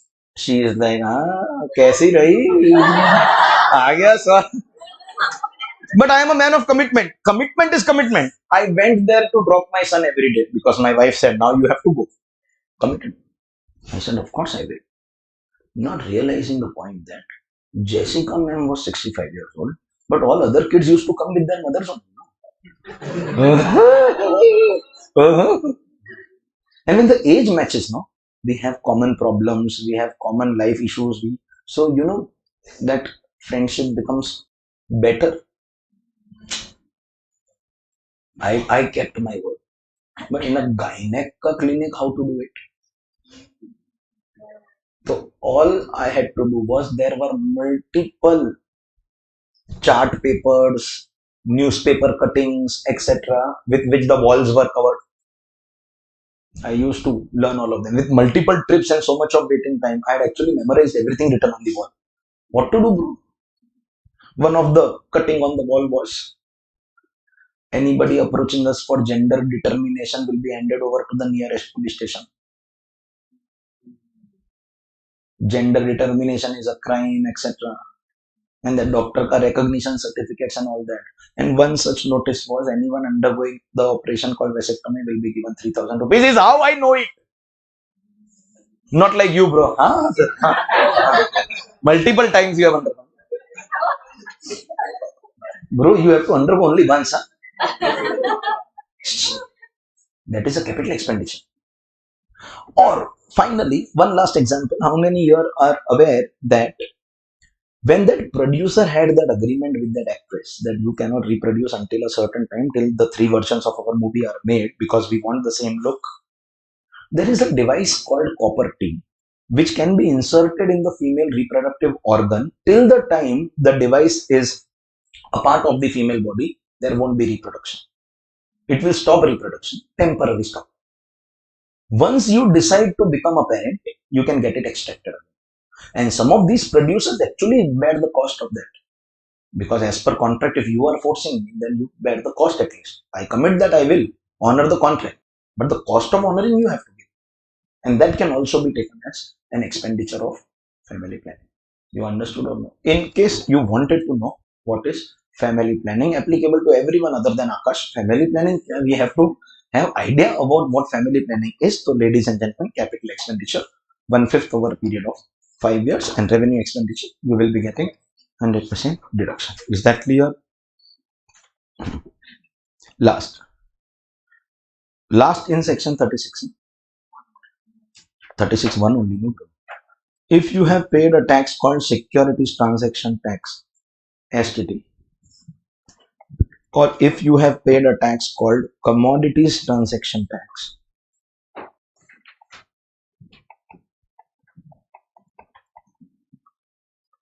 CTT, STT or CTT, just to let you know that securities buying and selling has to be done on a stock exchange. You cannot be going with some cash in your pocket to Bombay Stock Exchange office and tell them, sir, take this 3,000, give me one Adani over the counter. Bro, you have to do the trading through stock exchange, securities trading. Similarly, are you aware that you can actually be also doing trading in commodities? You can buy crude oil on a commodity exchange, buy in the morning, sell in the evening. We call it intraday trading. There are exchanges which facilitate trading in crude, trading in gold, silver, bullion. Do you know that you can actually do trading in onions and potatoes also? Such exchanges, for example, there is an exchange called MCX, Multi Commodity Exchange, where we can do buying and selling of not just securities but other products, other commodities as well. So if you're doing buying and selling of securities, you are liable to pay STT. If you're doing buying and selling of commodities, you are liable to pay CTT. Is it possible that the buying and selling is a part of your business activity? I am a share dealer, regularly buying shares, debentures, regularly selling. So can I say this is my day-to-day business activity?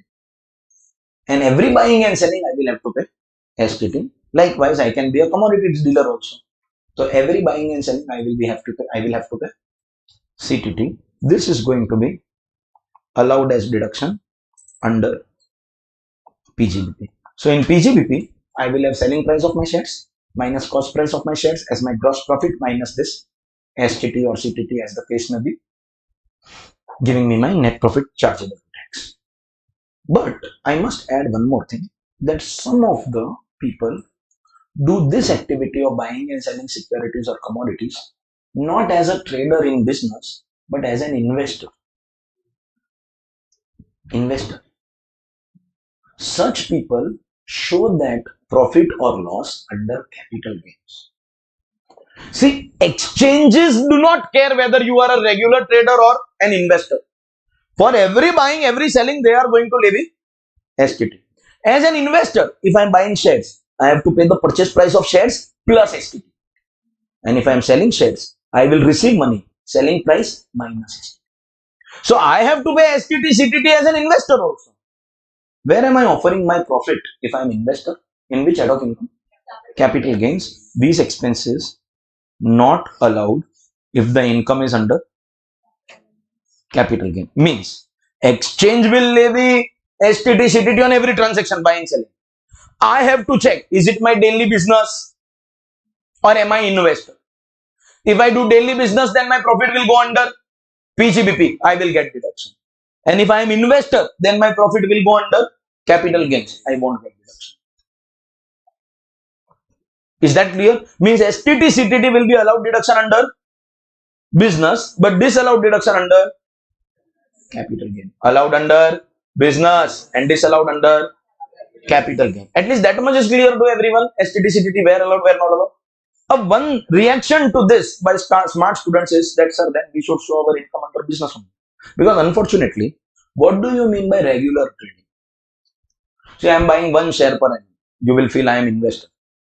She is buying one share per day. So you will be like, she is trader. But what if she is buying 100 shares per day? Then compared to her, she will also appear as investor. Because she is buying shares and securities of crores of rupees on a daily basis. So compared to her, she will also become an investor. What do you mean by regular business and what do you mean by investor? How do you decide whether I am buying, I am selling, buying, selling. I am doing it as investment purpose or trading purpose. It's confusion. Now, your reaction is, sir, STT, CTT allowed where? In PGBP and not allowed under. Then everyone should project himself or herself to be trader, PGBP. But you don't know capital gains. Now, listen to this carefully. In capital gains, all you know is this deduction won't be allowed.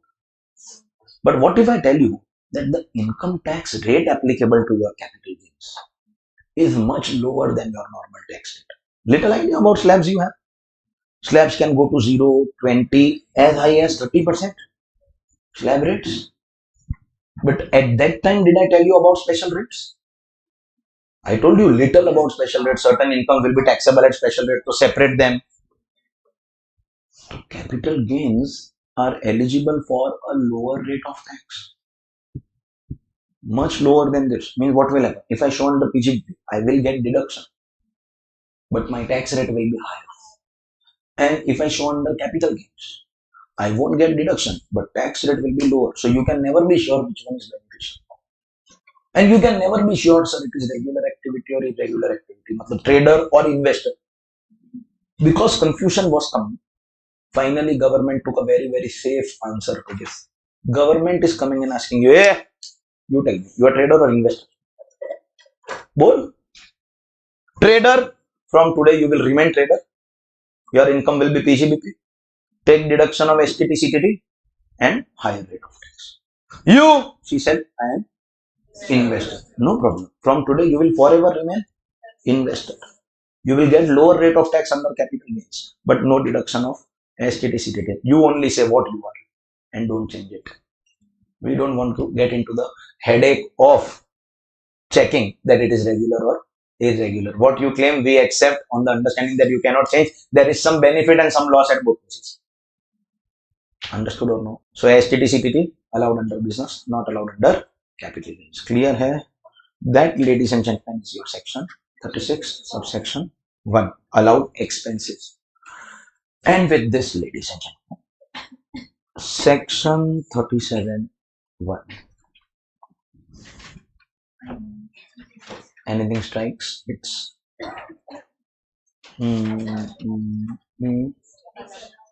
disallowed.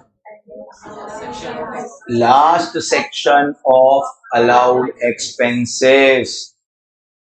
These deductions you are allowed to take, but that much is not enough. If debited, if debited, no effect. If not debited, less. If any other amount is debited, so we are getting done with it. Thereafter, we move on to expenses which are disallowed. But for now, ladies and gentlemen, 37.1, we call it 36.1. I gave you any heading? No. It is known as other deductions. See, till now all the deductions were specific, no? Rent, trade, taxes, repairs and insurance of building, repairs and insurance of plant, machinery, furniture, depreciation, scientific research, specified business. These are other deductions, anything which is not covered till now. And now 37.1 ka heading is general deduction. Let me start the explanation of 37.1 by giving you some examples. My question is, first, is this a business expense? As a manufacturer, your raw material, and as a trader, the goods. Is this a business expense? And every question that I'm asking you, I am asking you in relation to business. So I am not asking you the vegetable purchases for your household. I am asking about your business only. Is this a business expense? Yes. Is there any section which gave you deduction of this till now? No. 30 to 36.1. No section has given you deduction. Fantastic. Salary to your staff. Everything that I'm asking about business only. Salary, telephone, traveling expense of your business, electricity expense of your business. You can number them as 3, 4, 5. Are all these your business expenses? I am asking about business. I am not asking about your household personal maid or your home telephone travel or home electricity expense. I am asking about office only. Are they business expense? Any section that gave you deduction? See, there was a section which spoke about bonus and commission. But lol, what do you pay first to your employees? Bonus first, then salary. First salary. Bonus is extra. Bonus is not the first payment that we make. But bonus ke liye they have section. For salary there is no section. Did you observe? Till now there has not been any section which has given us deduction of all this. See, it's been a while since we started our allowed expense. This is, I believe, the 5th lecture of PGBP, and first lecture itself we started allowed expenses, because first lecture of PGBP was beginning of the chapter. So after the 2-hour introduction, we did discuss 30, 31, 32. We have been doing allowed expenses all this while, but still we don't have any section which gives us deduction. Or what about this? If you remember, tidding, tidding, tidding, tidding, tidding, tidding, tidding, tidding. Not allowed under 30. Not allowed under 30. Why? 30 covers rent. So why? But that is building. Acha, so 31 is there, no plant and machinery and furniture. But rent is not covered. Correct? Eh? Repairs and insurance. But is it a business expense? So with this we realize that in our mental imagination, if we bring any profit and loss account, here we write the incomes, here we write all the expenses. Of course, any P&L account in the world, this will be less entries and this will be more entries. That's also a life lesson. That the places from where you earn will be less and the places where you spend are always more. Correct? Eh? Mentally in your life, while doing final accounts, you've seen telephone, traveling, electricity, salary, purchases are what you get to see often. You don't get to see scientific research or 35 AD or capital expenditure for family planning on a day-to-day basis. So day-to-day expenses, they are not given. And all special expenses like scientific research, 35 AD and family planning and right of allowance for animals and all that. At the end of the day, by now, even the government has realized that to run a normal business, whatever are the day-to-day expenses, most of them are not covered till now, despite the chapter reaching all the way here. And they are also now tired of making sections. They got tired. They are like, bro, how many more sections to make? Stop. Stop making sections. Finally, we make one section which will cover everything. A general deduction. We are going to give you a list of conditions. If you fulfill these conditions, we will give you deduction of that expense. Fulfill condition, take deduction. Fulfill condition, take deduction. Instead of making one section for every expense. Bro, you should have done this long ago. Income tax law should be easy or difficult? Easy. No one will pay you for that. Income tax law should be so difficult that no one understands. If they don't understand, they will not comply with it. And if they don't comply, they will get notices. And if they get notices, we will help them and get paid for it. That's not called helping.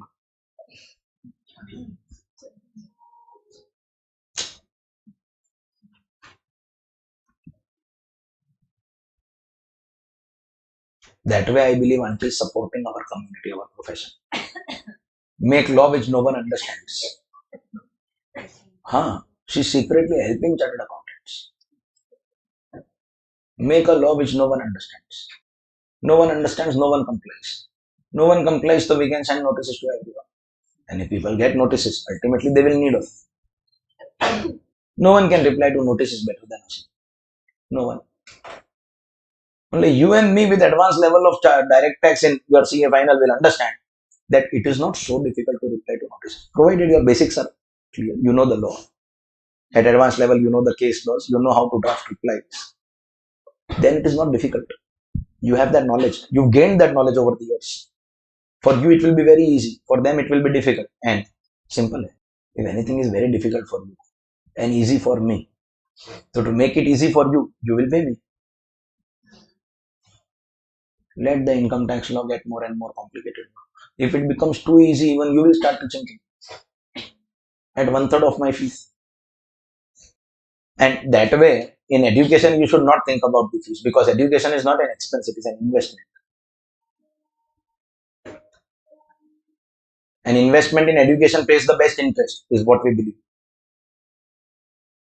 But then not everyone believes. There are a lot of people who feel, sir, whoever is the cheapest is what we want. So let it be complicated. I will not delete any section. But in case someone wants to simplify PGBP, I'll keep only two sections. 137.1 and 232. What was 32? Means all revenue expense in 37.1 and all capital expense in 32. PGBP over. No need for complications. In fact, in depreciation also, I will give you only 3-4 rate options. 5%, 10%, 15%, 25%. You choose your choice for depreciation. SLM to help with your growth, to help with all your block asset and everything. But whatever is the rate, you cannot change. So those who have less profits in the beginning, maybe will go to 5%. But then when they have high profits, then they can't change it to 25%. You understand? I leave the choice to you. Ultimately, depreciation can't be more than the purchase price of your asset. Take depreciation as per your choice. You can't change, matlab I have put the restriction. Then whether you want to take 5 or 25, whatever is the cost that you have to spread over that period. That also SLM. Why complicate? If genuinely someone wants to simplify the income tax law, it can become the easiest law, but let it remain complicated. I also have a family to feed. Let it remain complicated.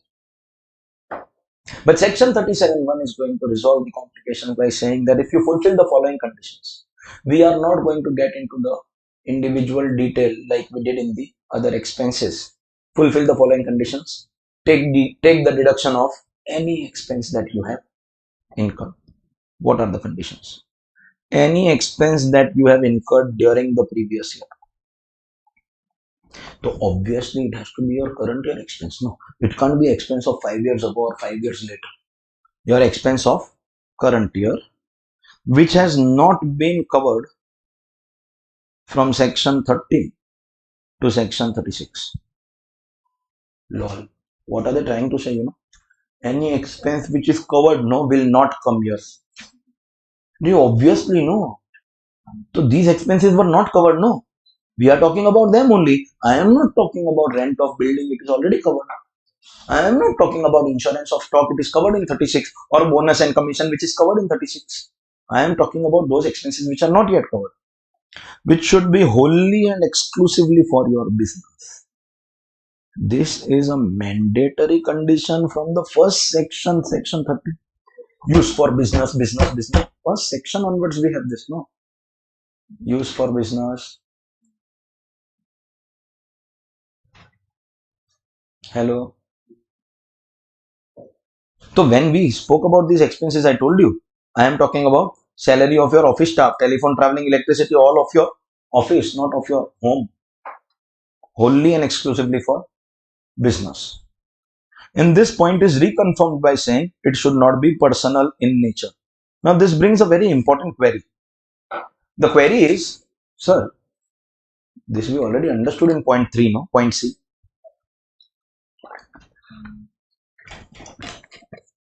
Don't you think so? Sir, wholly and exclusively for business automatically means it should not be personal in nature. What was the need to say it again? Your brain is probably telling you point C and point D are same.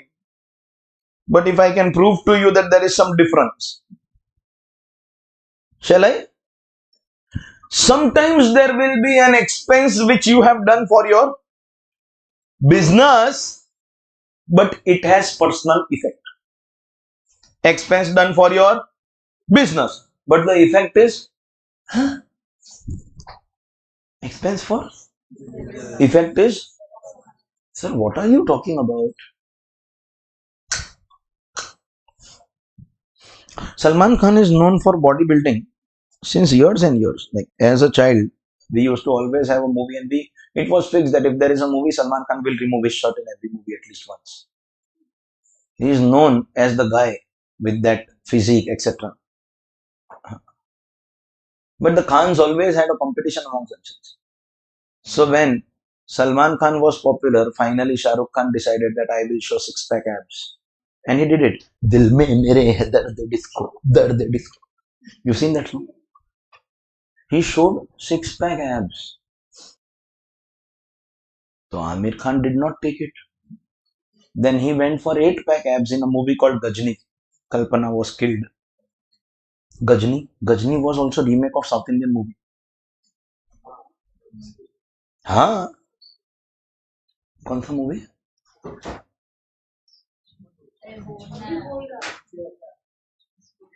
घर तक मारते मारते. I will take you home. I'll tell you that hold my hand. I am dropping you home and leave you in the middle of the road when a truck is coming by speed with speed. बोल क्या? सूर्या? झापड़ मार. Wait, Duryodhan, I'll break your thighs. For this physique that they wanted to make for their respective roles, they actually underwent extensive diet plan. They had a personal dietitian, personal gym trainer. Are they doing it for that role? Expense for business, but the effect is personal. Not allowed. It can't be allowed. For example, Aishwarya Rai's makeup box. So she does not need it even at this age, but in case she purchases. Because these are people from the glamour industry. They have to look good wherever they go. They actually hire makeup artists to give them an airport look because tonight they are traveling. Bro, forget airport look. They have prayer meet looks also. When they go to attend someone's prayer meet, they actually order designer clothes because they have to look good wherever they go. Indian media is very cruel. If by chance they are not looking good on a particular day, they will take multiple images on that day. And then whenever 5 years later also some bad news about you will come, no? So they will print that to create that image, that dirty photo of yours.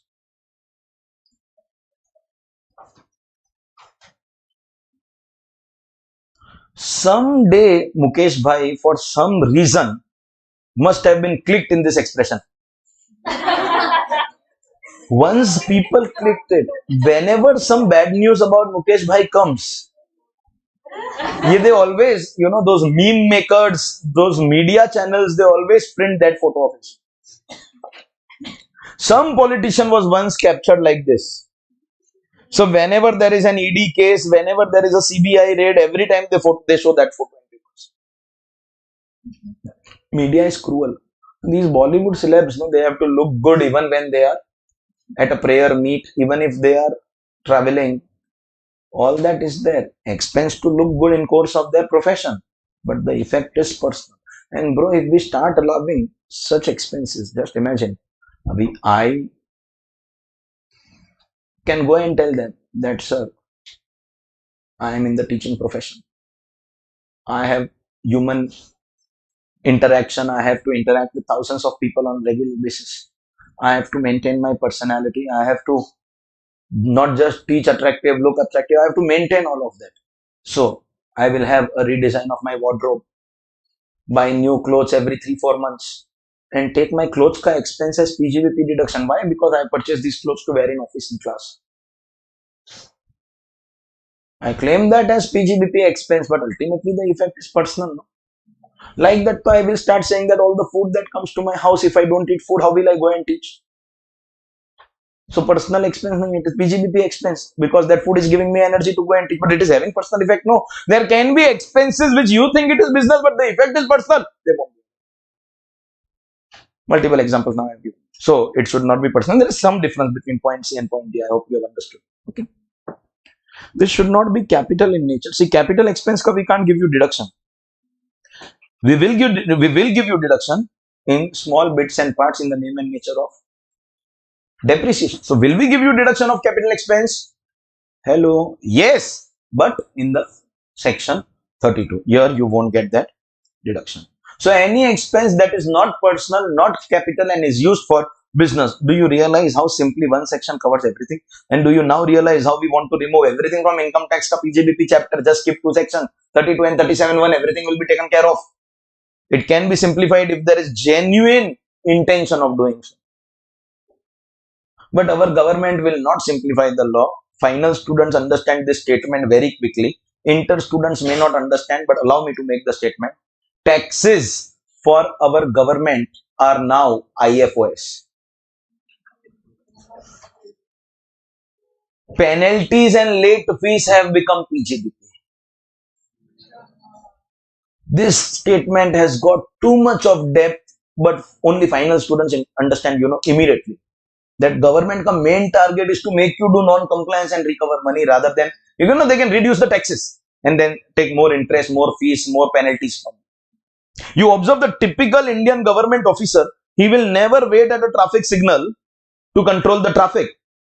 He will wait a little ahead of the signal, hiding behind a tree, and when you jump the signal, he will suddenly appear. Surprise! I am here. They want you to contravene the law so that they can recover additional funds from. The probability of making income tax law easy?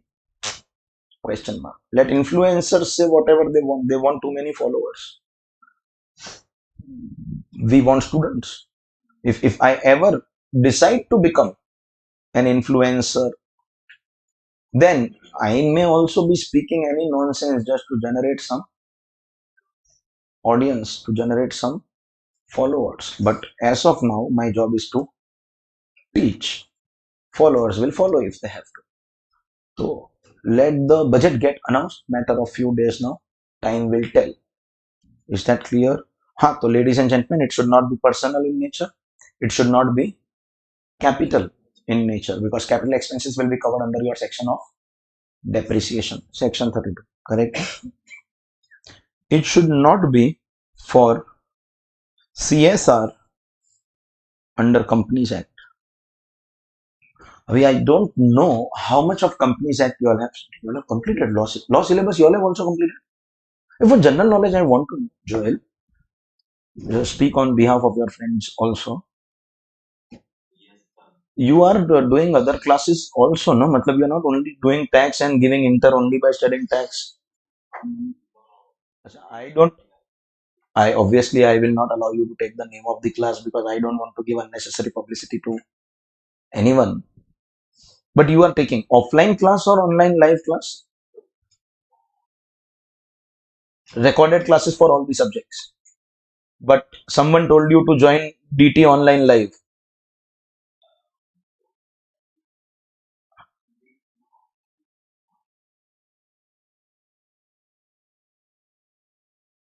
And it's very boring also, so you want to sleep every few minutes. Every 15 minutes, you'll take 1 hour break. Every 15 minutes, you'll take a 15-minute break. Wow, good ratio. Thank you. You did a very, very sensible decision. See, if before your admission, if I was, trying to convince you, that means I'm probably doing marketing. In any case, even if you had not taken online live, you would have taken recorded class of me only. So that way it would have probably been marketing. But now that you have already joined and we are done with almost 60% of your syllabus now, You have made a very, very sensible choice of doing live, because parallelly your subject is getting over. Otherwise, you would have always kept it pending. So, have you like completed your some of your other syllabus subjects ka syllabus? Okay, you are waiting, okay, sir, one day DT will get over, then we'll see September or Jan. What? Law is over, because offline students law is over. So I am aware of the fact that they know the law. For those of you all who still don't remember, because your retention, the teacher doing in class is one thing, and then you answering questions on what is taught to you is another thing. So in Companies Act, there is a section 135, if I'm not wrong. Section number you can rectify or verify.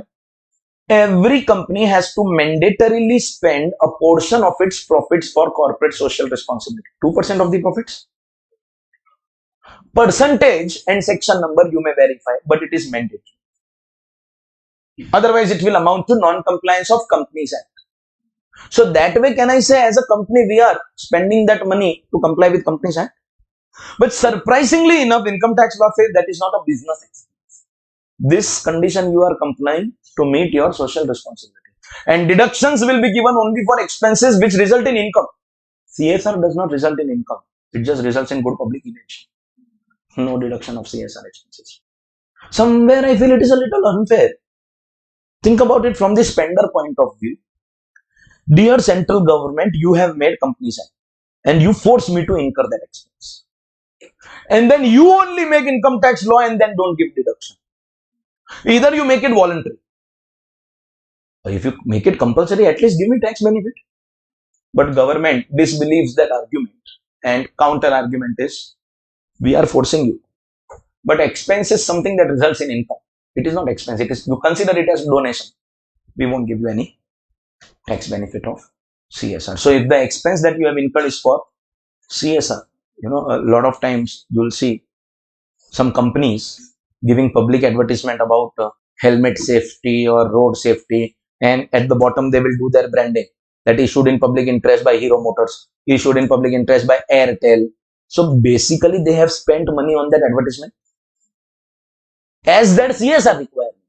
Somewhere they are getting branding, but they won't get the deduction. The only thing they are happy about is that people are actually having a look at Airtel, maybe some branding is happening, but we won't give you deduction of that expense which you have incurred. So any CSR expenditure will not be allowed. So personal expense not allowed, capital expense not allowed, CSR expense not allowed, and last, it should not be an offense.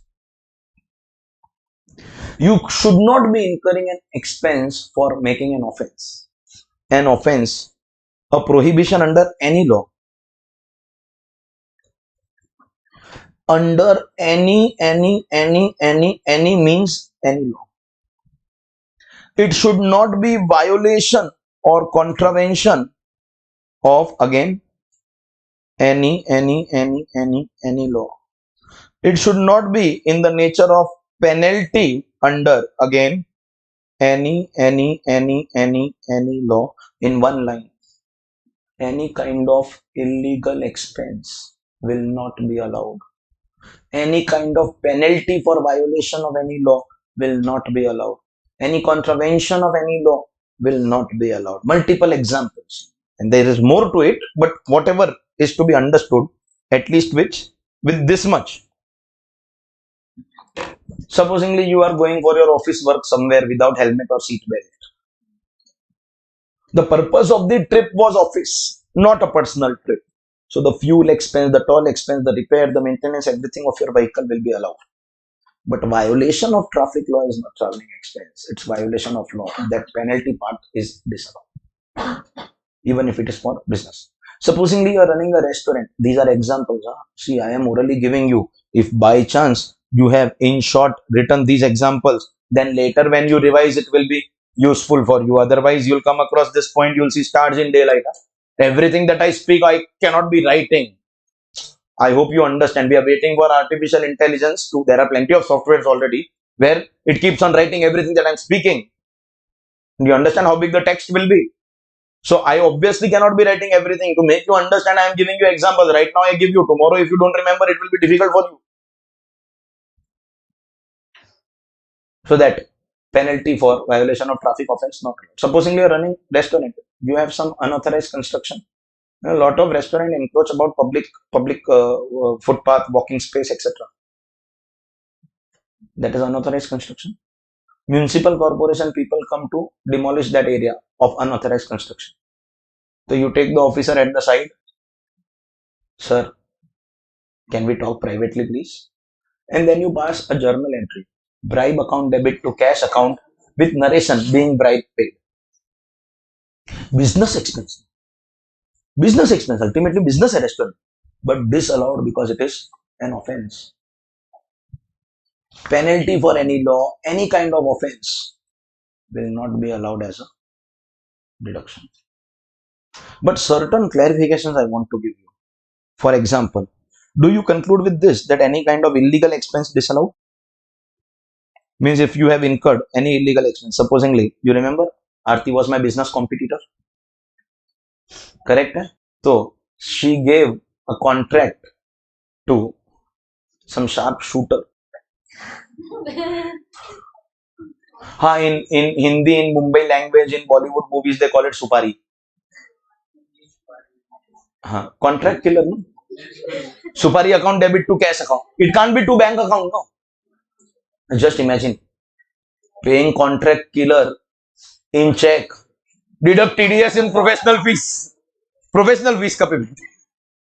That is illegal expense. She has done it for her business because she wants to increase her profits, but that illegal expense will be disallowed. Having said that, you should be clear about one thing, that if you earn illegal income, that you have to pay tax, no? In case there was any confusion. Supposingly you are making money through betting and gambling activities, you have to pay tax. Supposingly you are that contract killer, you receive money, no? That is taxable. That is taxable. The receipts are taxable. The expenses will be disallowed. Is this one point clear? One more point I want to make it clear. If there is any penalty which is for violation of law, what have I taught you? Disallowed. Because basically it's a contravention. It can be declared or termed as an illegal act. But sometimes what you do is violation of contract, and for that you have to pay penalty to the affected party. That is not illegal. That is basically dishonor of commitment, and that is going to be allowed, and I'll explain it with example. I will explain it with example. Supposingly a coaching class today approaches me and says, will you teach, sir, in our class? So I will say, sir, minimum this much you will have to pay me per batch. Sir, that's too high, sir. Can you take less now and then? Once we grow, we will grow together. I am already trapped under that statement. I have already been conned by that statement. This time it is not an anger message. This time it is basically an emotion. That is a scam. We will grow together is a scam. Only you will grow. So now making mistakes is okay. You can't be repeating mistakes. So now my condition will be, listen, unless I am given officially any equity, we can't be growing together. So you have to pay me this much. For example, 5 lakhs. Example. Actual can be anything else. Now that coaching class has got only 10 CA inter students, and per student they are charging 50,000 rupees. So the total CA inter collection is 5 lakh rupees. If that they agree to pay to the direct tax faculty, so the teacher will do charity. Landlord will also not take anything. Electricity department will not take anything. Printer will not take anything. Imagine the cost of running a coaching organization. Full collection is going to one teacher. But they have money. They said, okay, we will pay you. No problem. You want how much? You want 5 lakh? We will pay you. But on the condition that, see, you clearly have chartered accountant brain. You know that at 5 lakh we are into losses. You can't then leave for 5 years. We will not let you leave for 5 years because You are talented, you speak well, you are good at your subject, your research is good, your study material is the best in the country in terms of quality and quantity. You are attractive in all ways. And one fine day, we will be able to recover the investment that we make on you by consistently performing well and good for our students. So don't go anywhere for 5 years. Take whatever you want to. Later years, when we will have more students, we will recover the investment that we have done on commitment. I said, no problem. So make sense. No, make logical sense. No, you understand that starting man. You give me minimum, then later you recover it when there are more students. I agree and sign a contract. Now then the class says if you leave in between 5 years, you will have to pay us a penalty of 2 crore rupees. If you leave between 5 years. Because we are taking risk, no, by paying you minimum. And then finally when the numbers will start coming, that day you say that I want to leave, it can't work that way. No? So I signed the contract. Fair enough. You are giving me in advance. I signed the contract. By the way, I don't have any such contract anywhere. Everyone who is in the CA coaching profession, it's a very small profession. Everyone knows everyone. There is not a single name who does not know each other, except if there is a newcomer professor who has been teaching for the last 3, 4, 5 years, under 5 years, then they are newcomer. They'll take some time to develop their name. Otherwise, anybody who has been teaching for more than 5 years, everyone knows everyone across the country. It's a very small profession. And whoever knows me that if orally also I say that I will not leave. So I will not leave. You can bet on it. Commitment is commitment. But one day we spoke about 1 0 extra, 2 0 extra. At least for 1 0 extra, I will not leave. If someone is offering me 1 0 extra on my existing income, I promise that I will not leave. But if somebody is adding a 0 and then multiplying it by 5, so that becomes 50 times. I am not even saying add 2 zeros. 100 times. No. If 50 times, don't you think then you should leave? And don't you think the organization with whom you are existingly working, if you go and tell them that I am getting 50 times of what you are paying me, if they are genuinely your well-wishers, they should tell you, go beta, go. We want you to progress in life. I know they won't say it,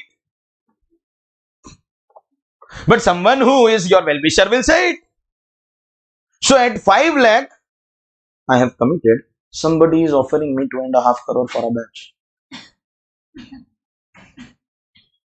Will I go? I went. I have violated contract. I will have to pay the 2 crore penalty. That will be allowed as a deduction because I'm also showing 2.5 crore income because of that. I have violated a commitment given to somebody in the profession. I am not contravened any law. Penalty for law ka violation is disallowed. Contractual violation will be allowed because correspondingly, you, logically speaking, you are offering some profit also.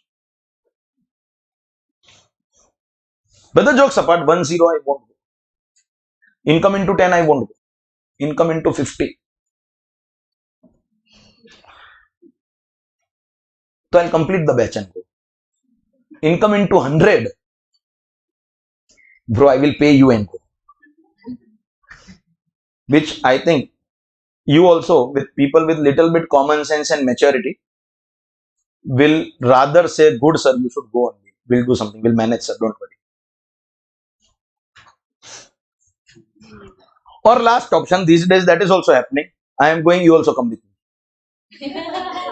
These days that is also happening. I am going, you also come with me. No need to pay. So you don't suffer any academic or monetary loss. Nothing, no. Same fee, transfer.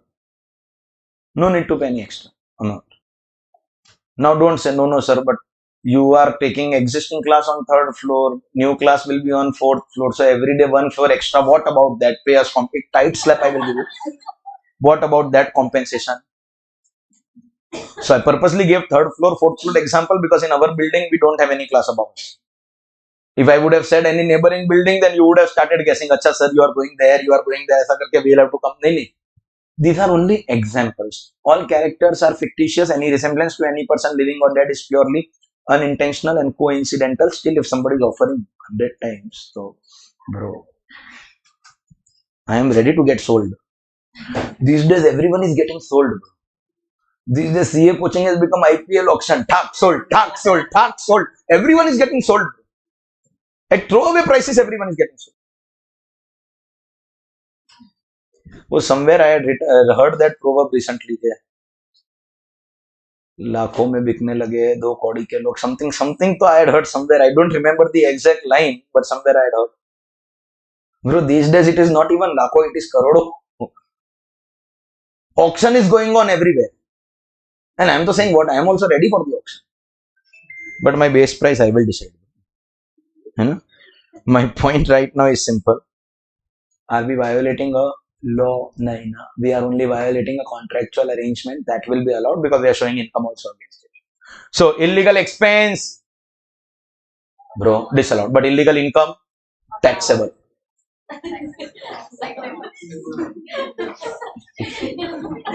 Where do you stay? Where do you stay? You don't stay anywhere. Vapas ke, you go back to the sky, take birth every. Where do you stay? Huh? Itna far se you travel every day. Done.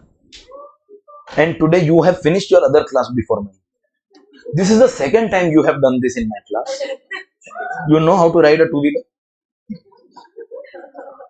Still ride mine. Because in any case you are going to fall only, no? I'll hit you and make you fall.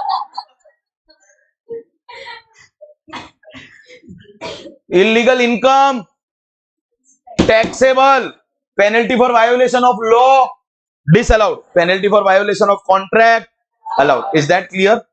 Now, last couple of years, Auntie has been giving some clarification about this any law, any law, any law. Auntie says any kind of violation will be disallowed.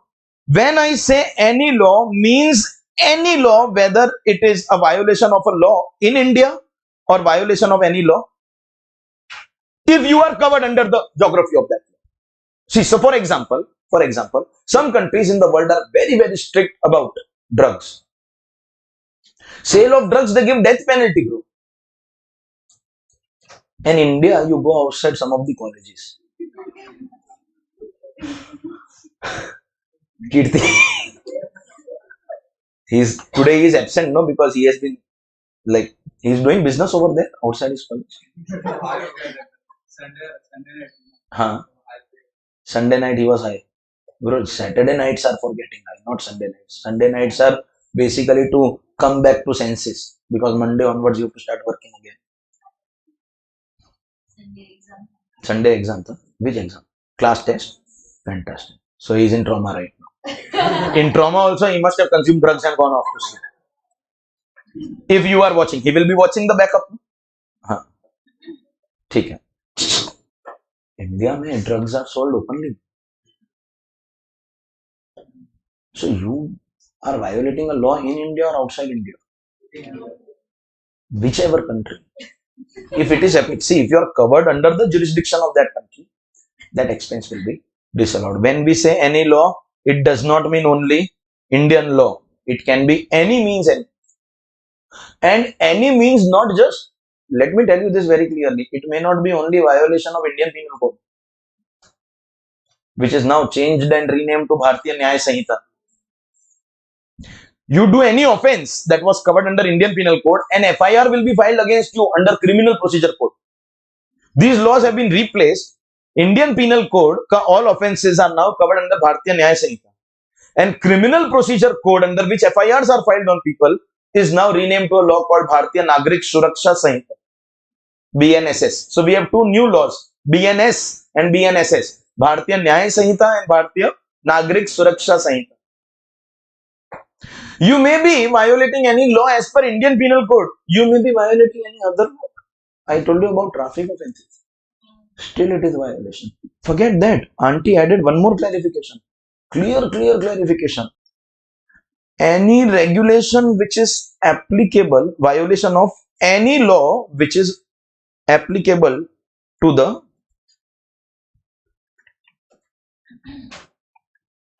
receiver of this income. See, you are paying, for you it is expense, but there is a receiver. Sometimes there is a law which is applicable or applies only to that person. I'll explain. Dr. Mama. What is the biggest source of income for doctors? Fees. Lol. No. Biggest source of income to doctors is commission from medicine companies, commission from pathology labs. Biggest source of income. As per Code of Medical Ethics, which is applicable law to doctors, doctors are not allowed to accept commission. But still they accept. So there is a pharma company which has provided freebies to doctors, commission to doctors. For example, there was this company which manufactures Dolo 650, Microlabs, company from Bangalore. Owners Dilip Surana and Anand Surana. And एक minute, bro, not related to me. We worship the same, we go for worshipping to the same place because same gotra, but not distantly related to me. He's the 64th richest man in the world. Certainly falls in the top 10 of India. But about them it is said in the community, because community wise we know them, that the two brothers, 64th richest people in the world, even today, because this is what we are taught since we take birth in our middle class households, in our Marwadi households, that you have to wash your own undergarments. And they do it even today. Don't give it to your household staff to do it. You will sit next to that gentleman, will not even come to know that is of that net worth. Zero show off. One of the Panditjis who comes to perform pujas at my house regularly happened to go for a wedding ka puja at a city called Vapi in Gujarat. And these guys were also invited guests over there. So while they were talking to Panditji, the gentleman in his phone booked a second class ticket from Vapi to Mumbai. And then he said that I will reach Mumbai at this time. Then from Mumbai, Borivali, I will take an auto rickshaw to Andheri. I will reach the airport, so I'll reach before my flight to Bangalore.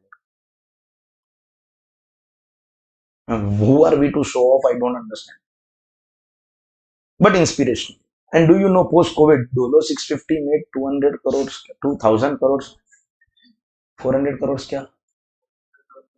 Turnover नहीं, 2000 crore के ऊपर था. Only 400 crores they had passed on as benefits to doctors who recommended their medicine, which is why they were under controversy. That for everything doctors were recommending Dolo 650. Bro, like Dolo 650 was, L'Oreal ka ad, 5 problems, 1 solution.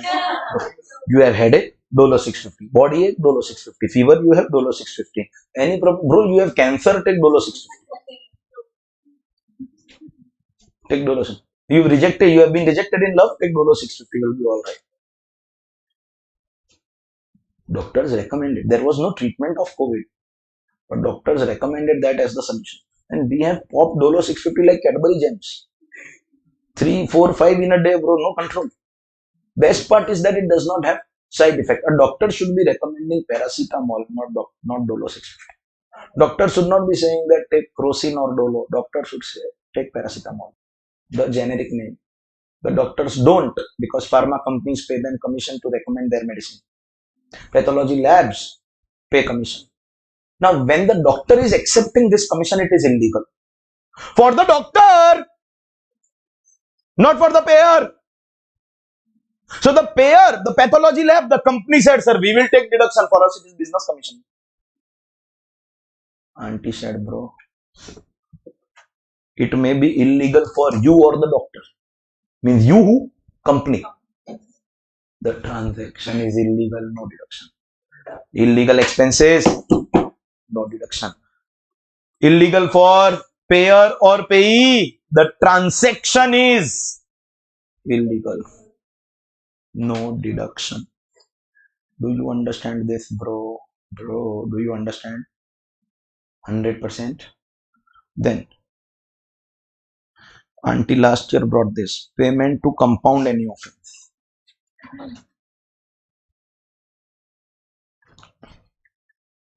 You know the meaning of compounding other than interest? No. Supposingly you have done a crime which deserves jail. You have to go to jail. But in some of the crimes, you can offer that, sir, take this much extra for not giving jail. For example, Shivam was caught urinating at a public place. You can go to jail for that, bro.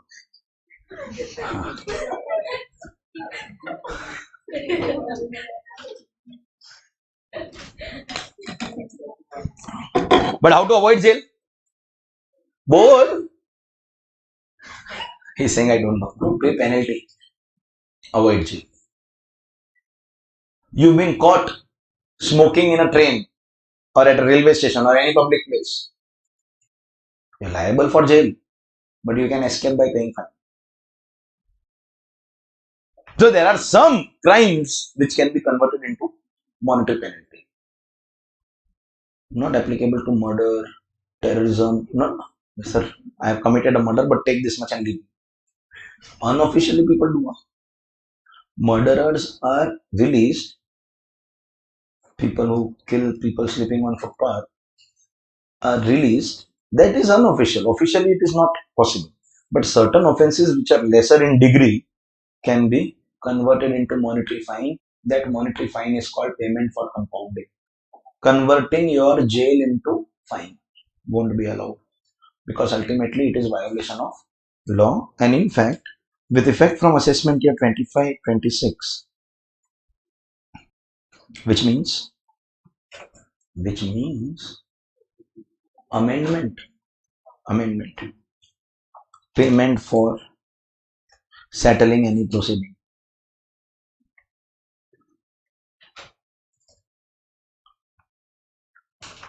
Payment for settlement of any proceeding. Supposingly you have some unauthorized constructions in your building, etc. Logically speaking, municipal corporation should come and demolish. But you made them understand, sir, whatever I have done is illegal, I agree. But it is not endangering the structure or anybody's life. I understand that it is not as per plan. In most buildings, no, there will be some violation. Everything cannot be as per plan. That will result in wastage of space. With shortage of space in our city, there are definitely some additional constructions. They come to demolish. You make them understand, sir, this is not threat to anybody. This is not endangering the structure. Please let it remain. You get a stay order on the demolition. Now case is going on. Municipal corporation says we want to demolish. You say, sir, don't demolish. Both of them explain their own reasons. Finally, one day you tell the court that whatever is required, we will pay officially a bribe. See, if you pay a bribe, then it becomes illegal expense. It is disallowed long ago. I am ready to make an official payment to the municipal corporation to finish this case. Let me breathe peacefully. You also breathe peacefully. Let us settle this case by paying a monetary amount. You understand or no? That will become payment for settling any proceeding. That is also going to be what, bro? That is also going to be disallowed. Because any kind of violation now our government does not want to allow or support. Is that clear? So, subject to this, that the violation won't be allowed, any other expense, come back, original section of 37(1), because quite some time we have been discussing not allowed, don't want confusion. This is basically an allowed expense, but certain things won't be allowed. So, any expense for your business, it has to be business. Not capital, not personal, not CSR, not offense. Offense will include all types, but violation of contract is going to be allowed. Then in that case, if all the conditions are fulfilled, we will give you deduction. Instead of making one section for everything, we will be giving you deduction of that particular expense. Everyone is clear? 100%. Pakka? Well, ladies and gentlemen, boys and girls, that was your section 37(1), and congratulations on a very, very important good news. That completes the first part of the chapter, the bigger part of the chapter, that is expenses which are allowed expenses. This is now going to take us to the second part of the chapter, that is disallowed. Don't forget that the law has given only allowed, disallowed. Whatever extra discussion I do, that I do because I want you to solve sums and get marks. If I have to restrict myself to teaching of sections, if I teach you allowed, disallowed expense, I can claim that sections are over. I have taught you everything. You won't get marks because for everything we will go and check accounts. Till now we have been checking accounts. Again we will be checking accounts even for these expenses. Disallowed expenses are going to start at section 37 2B and go up to section 43B. These are those expenses which you will not be allowed to subtract or take deduction. But that's the law. If you don't know that they are disallowed, unfit to cash on delivery. Correct? Eh? If you know that they are disallowed, means we won't get deduction. That means you know the law. Will you get your marks? No. For marks, what do you have to do? Because accountant can do any of the two things. Accountant can either debit or agar you would have said credit, no, I would have ended the lecture right now and told you that let's go to Kolaba. There is a sea and I will do your Om Swa over there in the sea and do one favor on the ecosystem. Samjha? Ha, expenses cannot be credited, debited or not debited. If debited, oh, disallowed expense. If debited, क्या time pass no effect बोल दिया less बोल दिया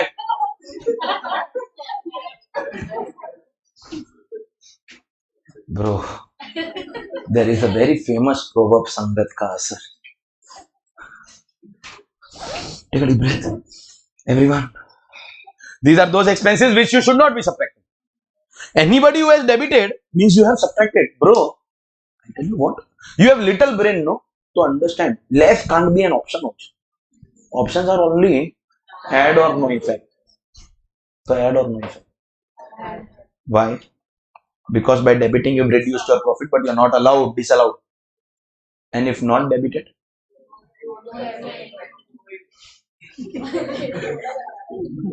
if not debited, why? See, understand the reason also. Why?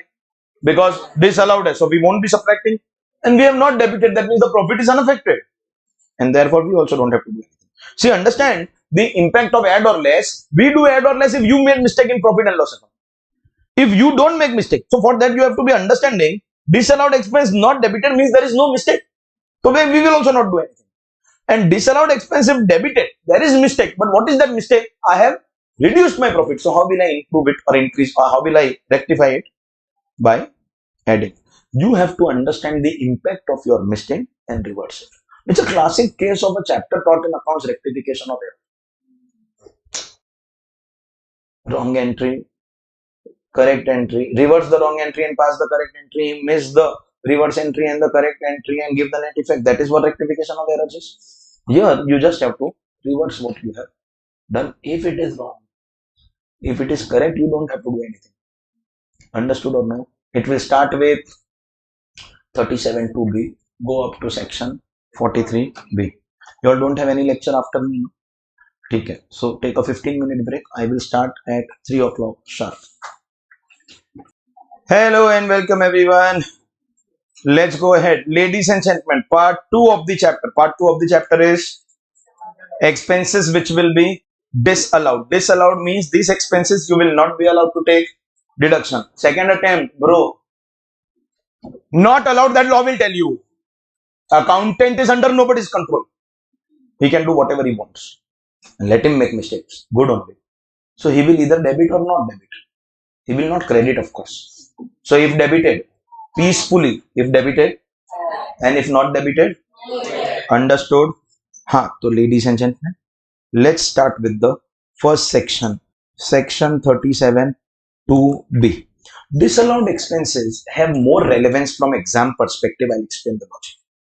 See, accounts may know we will write all our expenses. If we incur, we will debit. Now, some of them will be allowed expenses. Think about it. In your sum, you don't have to do anything on them. In the question, while solving the question, you don't have to do. They are no effect cases. But it is these disallowed expenses that while solving your question, you have to add. A typically PGBP solution, a typical PGBP solution in net profit as per P&L, then there is this add side. So the no effect things cannot be asked very often. If there is no effect, what will you do? To make you do something, they have to give you this so that you add, so that you have the knowledge and get your marks.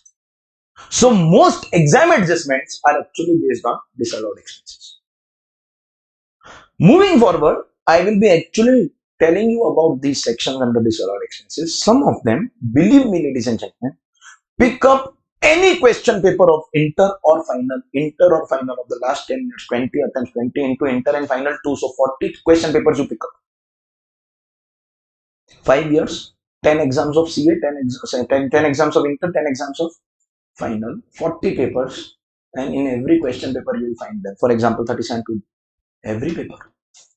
If you learn 37 to be properly today, you have actually secured 1.5 marks at inter and final. Total. See, PGBP is 29 marks, 15 plus 14. Out of that, you can take it that 2 plus 2, 4 marks for depreciation, inter and final.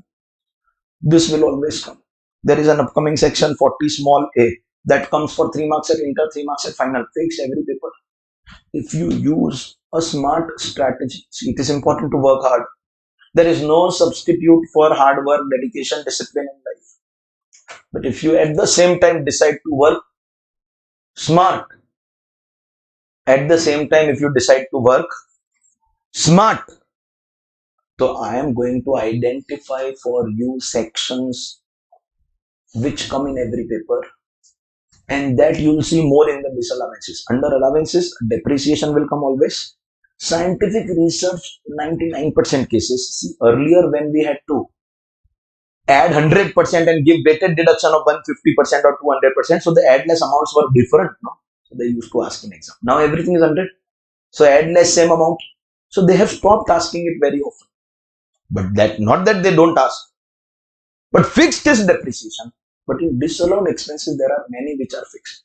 If you compile this list, 6-7 sections together, which come in every paper. So together from 15 or 14, inter or final, at least 10 to 11 marks ka paper is predictable. It comes from fixed sections.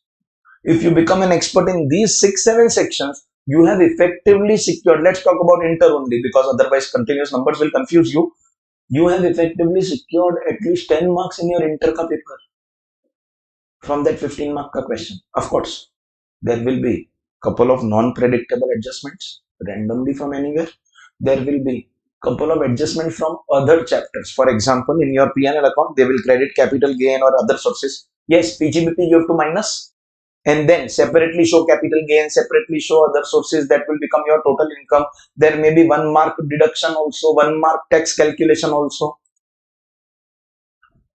You may be having some other adjustments of 2-3 marks. But at least 10 marks will come from these sections. 2 marks further from PGBP, but surprising sections, non-predictable. We have done everything in any case. An extra 3 marks for other chapters. If you are having little smartness here over and above the hard work, you can actually predict and score at least 10 marks at both inter and final. And 10 marks is big, bro. Big. At inter, so it is 20% of direct tax. 50 only, no? Of course, your more favorite part of taxation, that is indirect tax. There you can score your good marks also. Because in terms of size and difficulty level, by now you have realized. In terms of size and level of difficulty, indirect tax is 1/3 of direct tax. And which is why general CA inter student tendency is to focus more and more on IDT, because mentally they know we will be able to score marks here. Human nature, wherever you believe in having more profits, you prefer to do that business in life also. Any business less profitable, you will focus less. But what you don't understand here is, the final mein when the same thing comes for 100 marks, who will save you? In final, you won't have to score from the total of 200. No, they are separate marks. So at least make your understanding knowledge base strong. And as far as marks are concerned, it is difficult, it is complicated, but if you play smart, you will be able to score those marks. One such case is 37 to be 1.5 plus 1.5. Let's focus on inter. 1.5 marks. Almost every people will find this. Any kind of donation or contribution if you have made to an organization called political party or to another organization called electoral trust. See, political party, do you understand? But of course, it has to be an officially registered political party with Election Commission of India. You play politics amongst your group of friends or your family members. You do that politics, divide and rule. You tell one friend that the other friend was telling this about you, but don't take my name.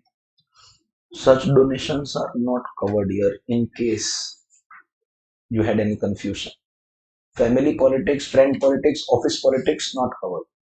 Officially registered political party, you are giving donation. And what are electoral trusts? See, charitable trusts are created to collect donations from the public and do charity with that money. Likewise, in India, we have a concept called electoral trust. Final mein we have a chapter on that. I think while doing exempt income, I must have told you about it when I started that. Section 10 is exempt income, 11, 12, 13A, then 13A is political party, 13B is electoral trust.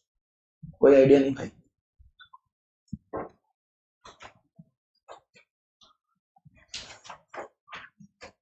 तुम मरा.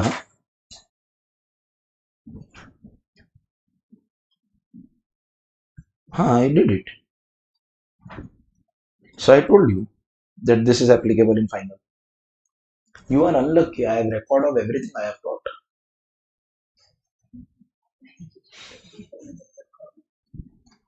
But you don't remember. Okay. I'll not punish you for this because in general you all have been good. At least in my class. Like most of you all did not give the accounts paper. I am taking the list of those students. And I'll see what to do. And I hope you are not thinking, oh sir, you won't be able to do anything. You are just one of the teachers in the class. How will you be able to do anything to us? If anyone will do anything to us, it will be the director of the organization or the admin staff or our parents if the message goes to them. How can one teacher of another subject do anything? It is not even your subject. Then you probably are not aware of what command I have or what decision making authority I have. Then you don't know my status or my role. You know what role I have, what status I have. No work I do without payment. I do extra work. I'll be taking that list and I'll be doing individual counseling. Bashing. Individual poker bomb. Be ready for it. So listen, ladies and gentlemen, electoral trust, if let's not get into too much of detail, it's a part of CA final syllabus, an organization which is created where we give the donation now, and when political party will need money, the trust will give donation to political party. Just like charitable trust, we give them donation and they give money to the needy whenever needed. Electoral trust is created to give donations to political parties. So first of all, are you aware what is the biggest source of income of political parties in our country? Like charitable trust, donations. And if we don't want to give directly, we can give to trust and trust will give to party. So we are giving donation to political party or electoral trust. We will debit our P&L account because we paid money. This is going to be fully disallowed. Any donation to political party or electoral trust will be fully disallowed.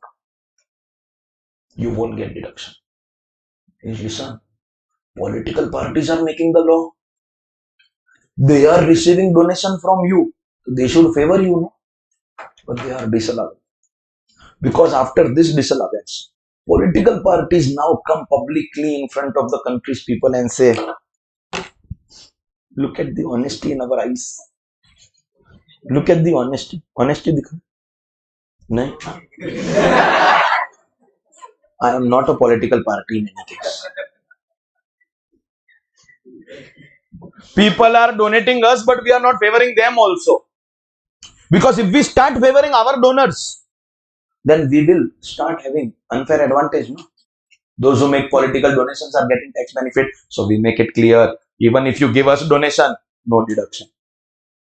Any donation to political party or electoral trust, no deduction. Aren't they honest? You saw the honesty?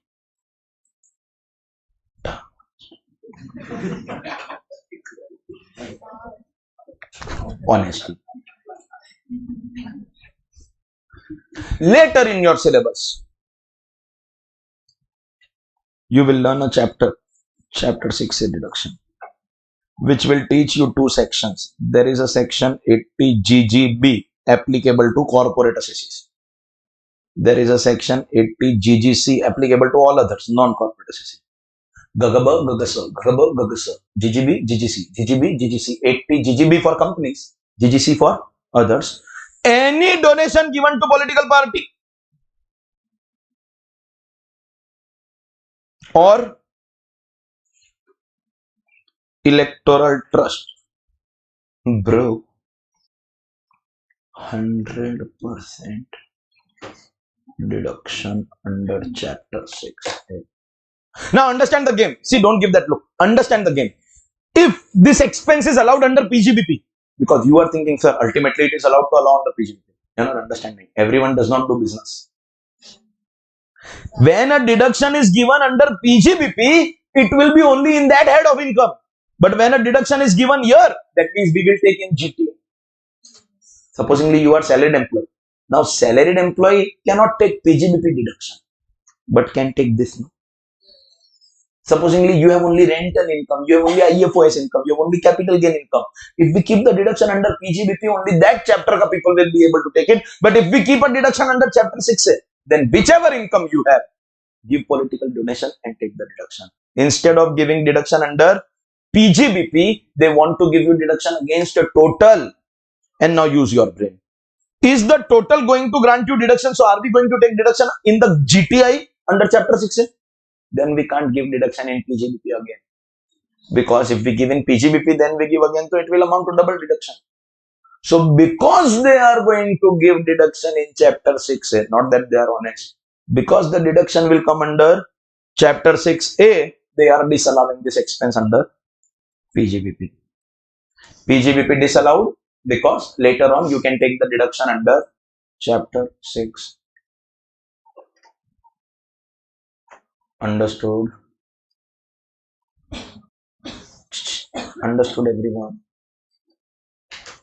With a condition that it should be by a mode other than cash. Non-cash. If it's cash, in these sections it is written. These are the sections which give you deduction. In these sections it is written. If you give cash, you won't get deduction. If you give cash, you won't get deduction. It has to be non-cash. And here is your exam adjustment. Two types of adjustments, inter or final. Adjustment type 1, they will ask you. Profit and loss account, debit side. Donation given to political party or electoral trust in check. Non-cash, 1 lakh. My first question, this is a check donation. Are you going to get chapter 6 here? Yes, allowed mode, no? And therefore PGBP, no effect. Still add. Why? Because in PGBP it is disallowed. Disallowed. We are going to get deduction under chapter 6A. Disallowed but debited. So what to do? Add in PGBP. But don't forget, after you take PGBP, other heads, GTI, less in chapter 6A deductions. Add in PGBP, less in chapter 6A. Is your 1.5 mark. Two effects you have to give. PGBP you will have to add because disallowed, but chapter 6A you will less because not allowed against individual income, allowed against total. ये correct है? Or case 2, donation to political party or electoral trust in cash. But these are the only two adjustments which come in inter or final. In cash. Cash not allowed, no? Cash not allowed, and therefore PGBP may add Add! Because in PGBP, it is still going to be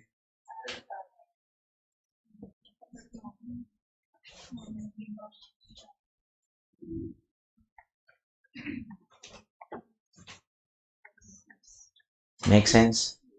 In fact, what we do, in CA final while presenting the answer, PGBP to add side we write donation to political party always disallowed. Then with that we get our GTI like other heads of income and all. Then we say less chapter 6 say donation to political party. Cash not allowed. Amount column 0. So we are not giving deduction because it was cash. But we are also writing the note in the particular section. Because it is cash, we are not giving deduction. If it was check, we would have given deduction. Note, presentation, everything is taken care of. Provided you know the tax treatment. PGBP always add chapter 6 say less if allowed more. Fix, fix, fix, fix every paper in top of. Understood, bro? Fantastic. We are doing disallowed expenses. Hello. Section 38. If you have building, plant and machinery, or furniture where you are making composite use, means you are partly using this asset for business purpose and partly using the asset for personal purpose. So do you understand expense will be incurred as a total of the assets, a rent of the entire premises, home as well as office, repairs, maintenance, insurance, depreciation. You understand these assets will result in such expenses. See, if I own, then depreciation, otherwise rent. Repairs will always come, insurance will come, maintenance will come. For if the plant and machinery is motor car, so fuel etc. will come. If the entire asset is used for business, so fully allowed, or for personal, so fully disallowed. But can I be making combination of usage? This much requires no explanation that this portion of my asset will be allowed. So what is section 38 basically saying? The personal part of your expense will be disallowed. Disallowed expenses. Second, I don't think this is something that I have to tell you at this stage of the chapter. Third is the question or the problem.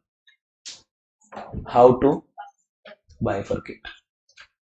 You want to know the answer to this question, how to segregate or bifurcate. For exam or for real life, which answer you want to know? For exam, how to separate, or for real life, how to separate? Jhapad padega na. Your answer should have been both. Exam, let's keep it easy. They will give you 25% personal use, 10% personal use. So whatever is the expense given, whether the depreciation or the rent or anything, that much proportion you disallow. Allow only the business part, disallow the personal. Real life.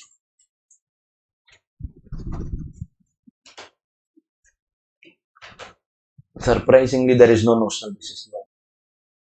In real life, believe me, this is the law. This is the law. They tell you you self-declare. As per you, how much was the personal use? See, if I am taking my car or my two-wheeler to class, it is PGBP use. But same thing in the evening or on a Sunday, I use it for my personal purposes. For me also it is difficult. But the law says you estimate and voluntarily disallow. If assessing officer feels that you are giving a wrong estimate, he will send you a notice and do the investigation. On a reasonable basis, we will decide how much is business, how much is personal. Unfortunately, they have not given any notional basis here. They have not given any basis. So you have to go by actual basis. How to decide on actual basis? Think about it. I take a premises on rent. During the day, I make it my office. I meet clients. I do my recordings. I create content over there. And at night, I go off to sleep. Believe me, dear students, in my house, big window in my bedroom, That window basically has a green color curtain. Have you ever seen a green curtain in anybody's house? How can Sir, what kind of this? So are you in the wrong country? It should have been saffron. Sir, नहीं. Recording के लिए we need green curtain. I have I have something called a roller blind, if you understand.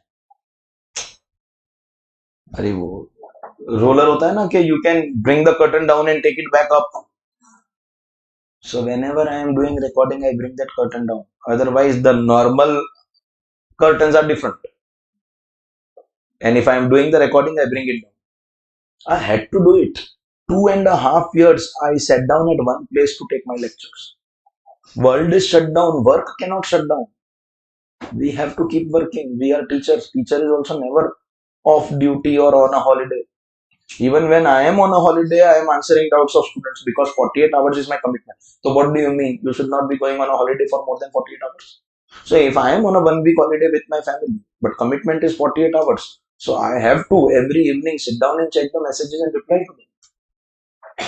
Whenever I am free, wherever I am free, holiday, ma'am, let's go to shopping. Okay, bye. Bye. I can maximum give you credit card, not myself. And you don't need funds because you already earn more than me. You need me to lift the bags, call me when your shopping is done. Free time. I stay back at the hotel. So that on the phone, not for talking to the neighbor's wife. Replying to the doubts. Neighbor's wife knows no family picnic. She does not disturb. That much understanding we have between each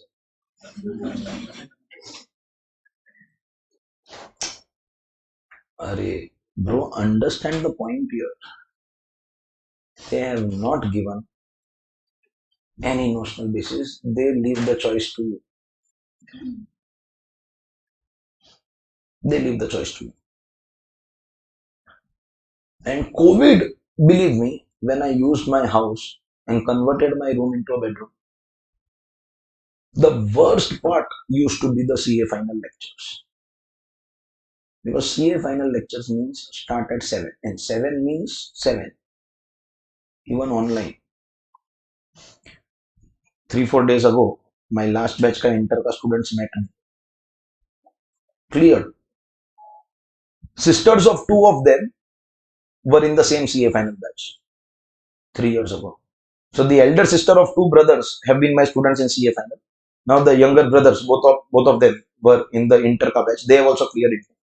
Next year is their final ka batch. So one of them first time told me, sir, COVID ke time pe my sister used to sit without headphone because she had headache if she watched the lectures. And every morning, sir, 7 o'clock you used to start because of you. I had to get up because same room and used to shout, scream even in the online lecture. It's funny. Just imagine my condition because I have people sleeping at home. I had to literally like every morning, I had to tell my wife to get up. She is a qualified professional. She understands. She had to like leave the bedroom, go out and sleep in the hall. At night, we had to spread a mattress. कि morning में पता है we have to 6:30 go and sleep outside. That is also fine. She is a qualified professional. Situation was not under our control. We understood. My son was 3 years old at that time. And every morning, I had to wake him up. Every morning. And that way, I am blessed that I used to just take his name once. And he was also aware. A lecture. Okay, I'm going out and sleep at 6:30 every morning. Now, one day he wanted to use the toilet. He opened the bedroom door. Quietly entered. He knew that making noise is not allowed. And lecture at the age of 3. He entered the bathroom. He came out of the bathroom. While closing the door, he got hurt. I saw him getting hurt. He opened the bedroom door, went out, closed the door, and I hear him screaming. He had the common sense at the age of 3 that if you have to cry also loudly, you have to first leave the room. He closed the door, ensured that he is out of the room. Of course, I could hear him, but he made sure that he did not scream at that time.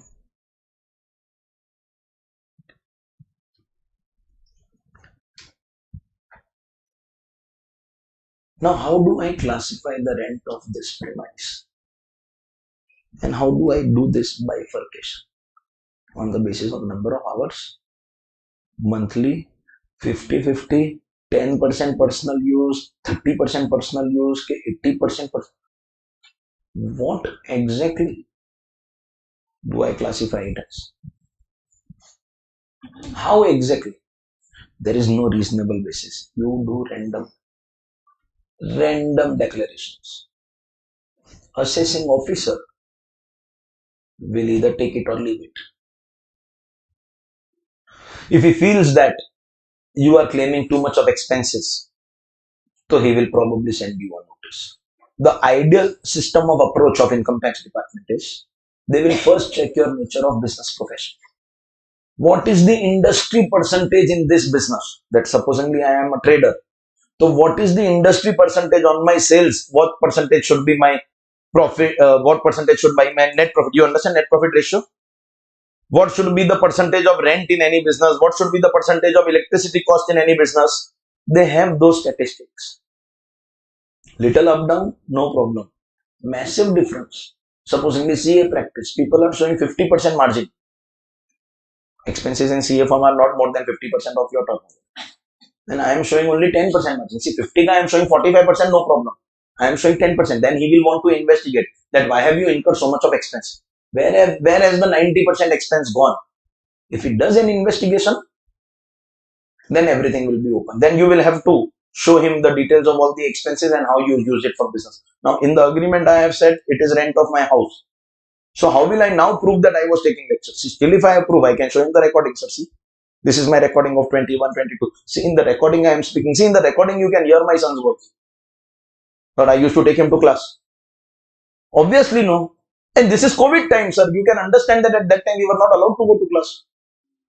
You have any logical explanation, give your explanation. Fight the case. It's all about how efficient your chartered accountant is. But one good news I will still like to give you. In my income tax return, I don't offer any percentage as personal and disallowed. Ultimately, I have to voluntarily offer. I don't offer anything. For example, car expense. 80-90% is still professional use, but there is still 10% personal use. I don't offer anything. In fact, there was a time in my old house when I used to pay the electricity bills, telephone bills. I used to claim all of that as PGBP expense, which is 100% personal. Because problem will come only if notice comes. And there is one good thing of being in this profession. They don't send us notices. Because the first thing that they check is nature of business profession. The moment they see that nature of business profession is CA, they know that there is no point in sending notice to these guys. Because if we ask one question, they will give two answers. One question, two answers. There was a Bollywood movie with this dialogue.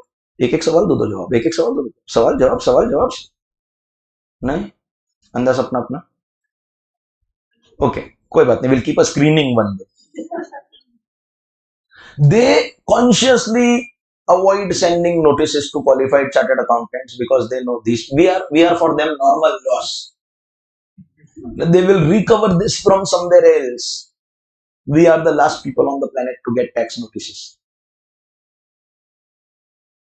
Last people on the planet. There is always this one friend about which we have decided, nothing is going to happen for this person. That there is always this one person who is like someone whom we have written off altogether. No point arguing with him, no point talking to him, to hell with you. There is this one person whom we always, income tax department considers us that. कौन? अबे एक तो तू है इतना. You've seen Singham? If I do that, no, you'll go underground. क्या बोला वो? Sundry expense. And it means what happened to you? Huh?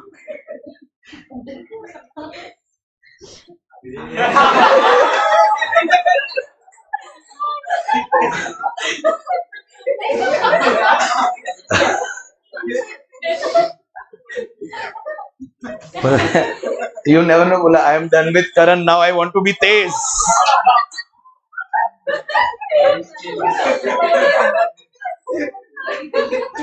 What happened to you? नींद आ रहा था इसलिए you wanted to go on the last bench.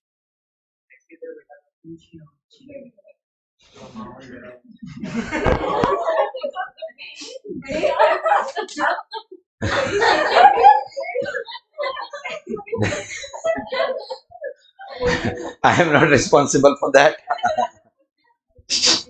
Hello, guys. You should have been present in the classroom. I don't know. FOMO is real. No, FOMO समझते हो ना? FOMO, no? I'll explain. It's a Gen Z term. FOMO, fear of missing out.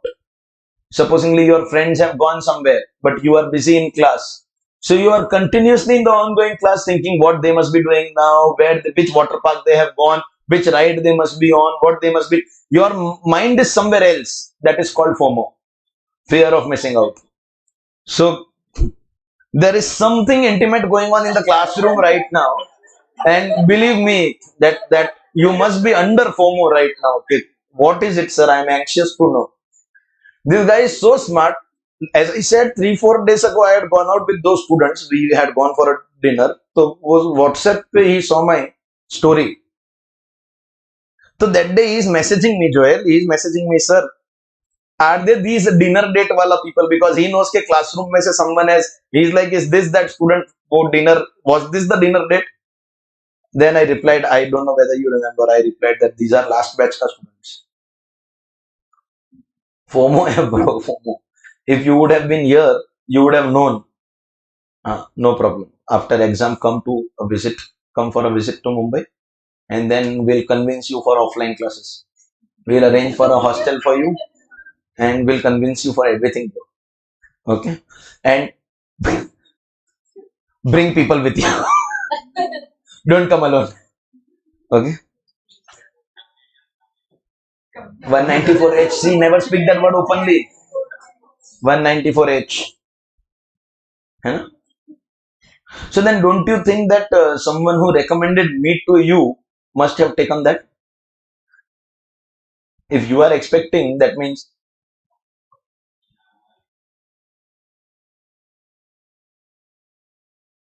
But he recommended, no?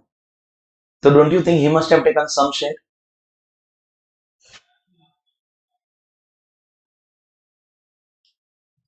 But I have not given till date. It's a record I have not given to anyone. It does not mean that I will not give you. Bring 10 people along with you. We'll see what to do. But bring first. ठीक है. So give your exam in May. Then come in the month of June. Immediately after that, we'll start your pre-result CA final batch. Like we do for inter. Okay? Don't come alone. अबे काम धंधे पे have you ever participated so much? In 60% syllabus, you have never been so active. Huh?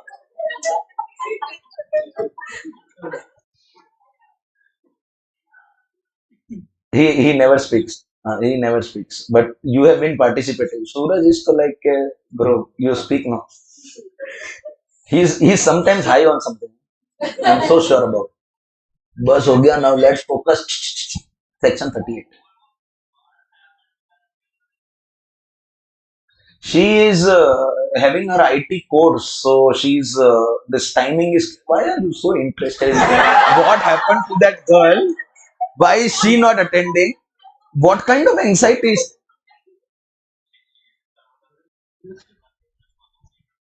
neighbors? Tamil Nadu, Kerala neighbors. Acha. This lecture ka this part should actually be made viral by you guys. The ongoing class mein student is asking what happened to that girl, why she is not come. Just to respect your anxiety, and she is going to watch this recording also, this question, because everything is going on. I'm not going to cut it.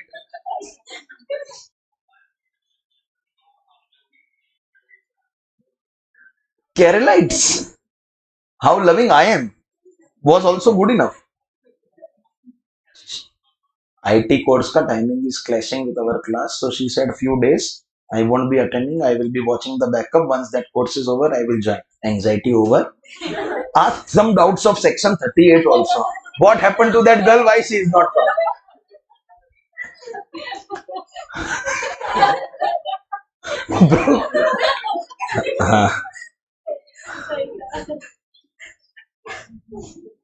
But bro, at least being a guy is asking about the girl.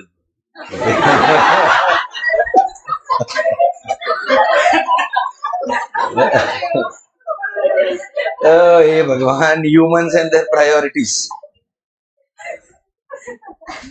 Today's lecture, no, seriously, the vibe was so, Mondays are in any case always so boring that don't want to take lecture, don't want to, and like waiting till when time gets over.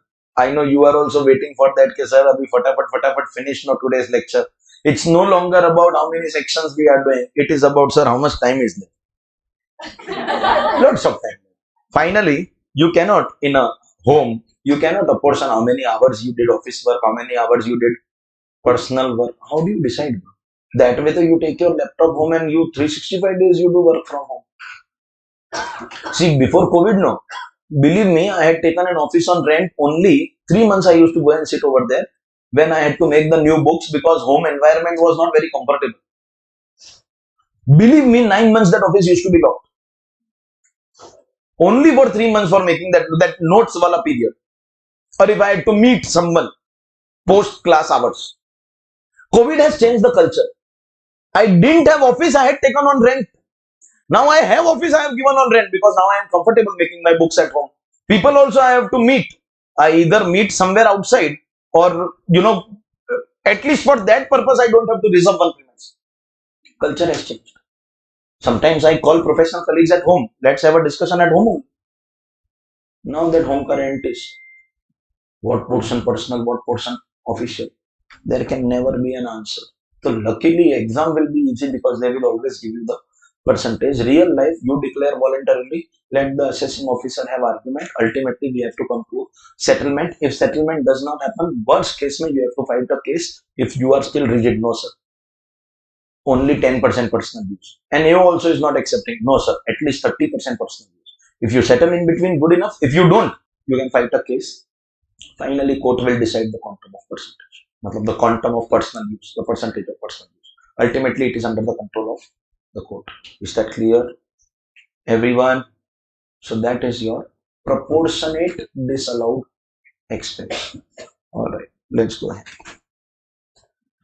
Section 40, I call it 40 small a. I'll tell you the reason.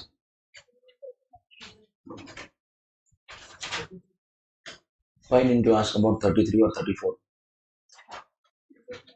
When a section is deleted, it won't be there. No? So if there is no section, it is gone. After 40, I will be directly taking you to 43B. Okay? Focus. 40 small a. Sir, why am I calling it 40 small a? Please understand. This is section 40 clause A. You observe? Later, we will also be having a section 40A. Now, section 40A is a section between 40 and 41. You understand? This is section 40 clause A. This is section 40A. When I write these sections, the difference is clearly visible. If I write this 40A, that means section 40 clause A. If I write this, that means section 40A. But when I speak 40A, you may not know which section we are referring to. And therefore, all direct tax teachers across the country. So, there was one teacher of direct tax who taught 3 people. Those 3 people taught 10 people. Those 10 people taught 20 people. Today, those 20 people are teaching thousands. You understand? So, somewhere, some mannerism is always going to be common. Every direct tax teacher across the country, every respectable colleague of mine says this only, 40 small a, 40 capital. To make the oral representation clear. See, in writing, of course, CA exams are written exams. You will be writing this 40 or that 40 a, the paper will clearly show it. But when we have to discuss, if I tell me about section 40A, so which 40A will always be confusing. Therefore, let's make it clear. This will be section 40 small a. If we say small a means we are referring to section 40 clause A. If we say capital A, that means we are referring to section 40. Now, section 40 small a has got three parts: part 1, part 2, part 3. Part 1, part 2 will together comprise of 3 marks at inter and 3 marks at final. Fix. Every attempt, every exam, inter, final, randomly pick up any paper, you will get this. Section 40, small a, part 1 and part 2.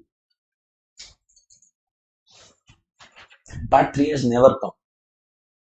We still discuss it, but it never comes. But part 1 and 2 fixed. So, if you are parallelly compiling the list at on some page at the top, you are writing fixed sections. So, your list should contain 35 scientific research, not as fixed, but you can't take a chance. 37 2B till now. Let me give you the list till now.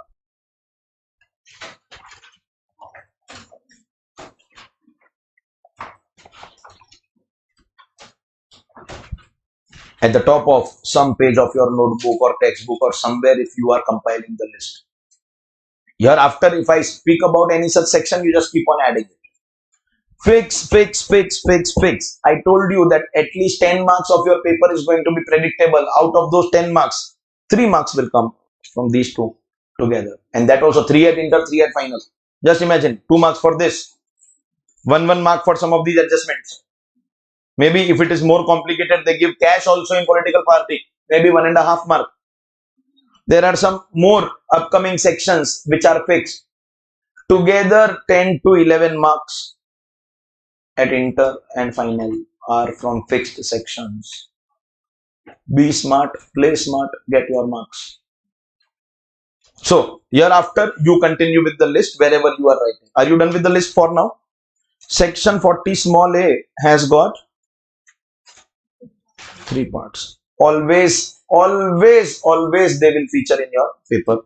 Part 1, all types of direct taxes will be disallowed. All direct taxes are disallowed. Sir, for example, income tax. Is that a direct tax? Disallowed. Interest on income tax. See, please understand. Understand the statement that I make. If you understand this statement, you'll understand this one. What is interest on income tax? Everyone? Interest on income tax is extra income tax for late payment.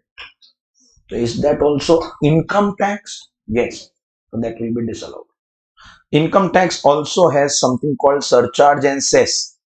Surcharge, and we call it health and education cess. In our tax calculation, they will come. They are also income tax, disallowed. If you have paid any wealth tax of any old, why I say old? Because wealth tax was abolished in 2015. But some cases are still going on in Supreme Court. Today, if you lose after 10 years, you will have to pay it.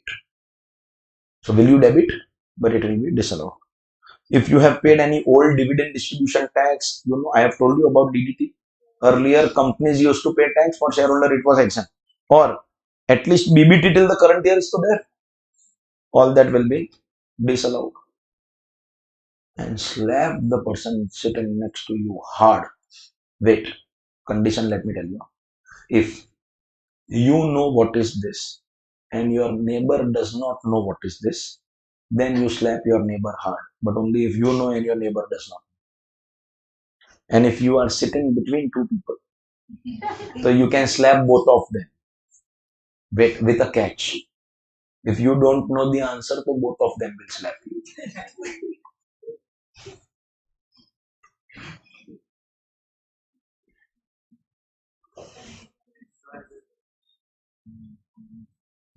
If you know the answer and your neighbor does not, slap the person right now. If you are in a corner, so person before you and next to you both don't know the answer, you can hit both of them. You'll get to touch two.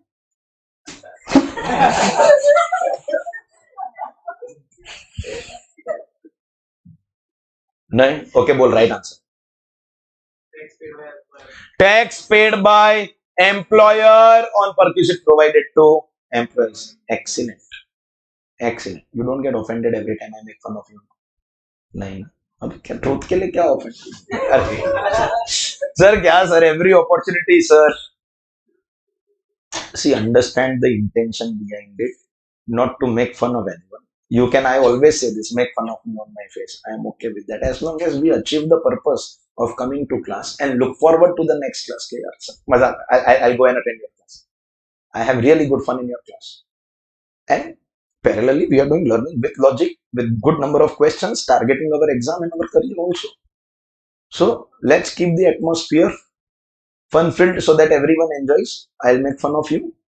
You also make fun of me. Make no. You make fun of. But condition is make fun of me on my face. Stop doing this. Every time I come inside the class after the break, someone like, what exactly is funny at that time? I don't understand. After every break, people are laughing. At least 2-3 people. That part of the classroom special. What you are laughing at? Why you are laughing? Is there some stitch that has come off? I'll have to check. Just say it clearly. Because in class, if you say it at home, I'll be careful. Public place, it will be embarrassing for me. So you tell me, bring it to my notice. Everything is proper. Then why? And if there is really something funny about me, it better be funny. Then say it on my face. But let's have fun together and let's learn also together. So ladies and gentlemen, employer pays tax on perquisites directly to the government. That tax is a saving of the employee, but he does not have to pay tax. But then are we paying as an employer income tax of our employee? So simple. This is own income tax, this is shareholders tax, and this is employee cut tax. End of the day, are all of them direct taxes? Direct taxes will always be disallowed. Direct taxes will always be disallowed. Sir, why? Sir, I can explain the reason for hours and hours and hours. Sometimes one line is enough, senorita. Listen.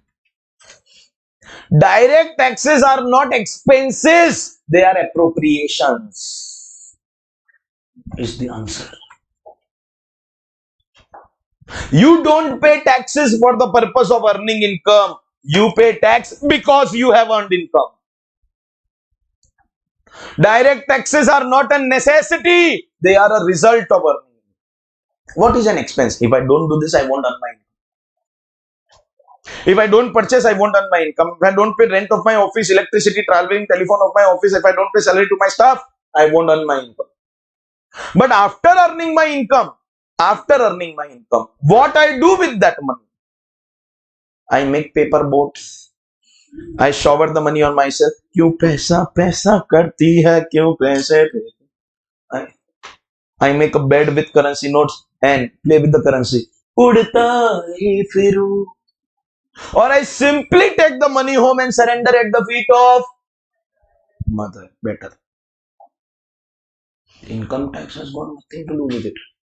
I can't tell the income tax department, sir, I made profit of 5 lakh, but my wife slapped me and took it up. So I don't have money to pay tax. Bro, you should have paid your taxes before taking the money home.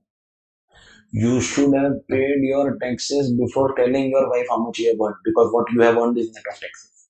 Your income does not belong to you. Portion of your income belongs to us. The moment you earn your profits. Direct taxes are not expenses. And you know what? You studied a chapter called Company Final Accounts? By any chance? You have? Your is very polite. Is it studied but as good as not studied wala kiss? That may be the reason. So name we have heard, but only name we have heard. Huh? Company Final Accounts makes you learn a concept called P&L appropriation. I think some of the adjustments in partnership also. The drawings, forget the drawings. All the taxes, the provision for tax, etc. We don't write in profit and loss account, the proposed dividend, the provision for tax. Go check. Where do we write them? Appropriation account, because they are not expenses. It is as good as drawings. You understand? And thus direct taxes will be disallowed. See, law is direct taxes disallowed. Logic is what? They are not expenses. You get deduction of expenses. You can't get deduction of drawings, withdrawals, appropriations. Direct taxes are appropriations. Is that clear, everyone? Fantastic. Part 2. Fix means fix every exam. TDS related violation. See, basically what is TDS? One payer is supposedly making some payment. Example, 1 lakh to the pay. Do you understand this is income of the pay? On this 1 lakh, the pay will have to pay tax at the end of the year.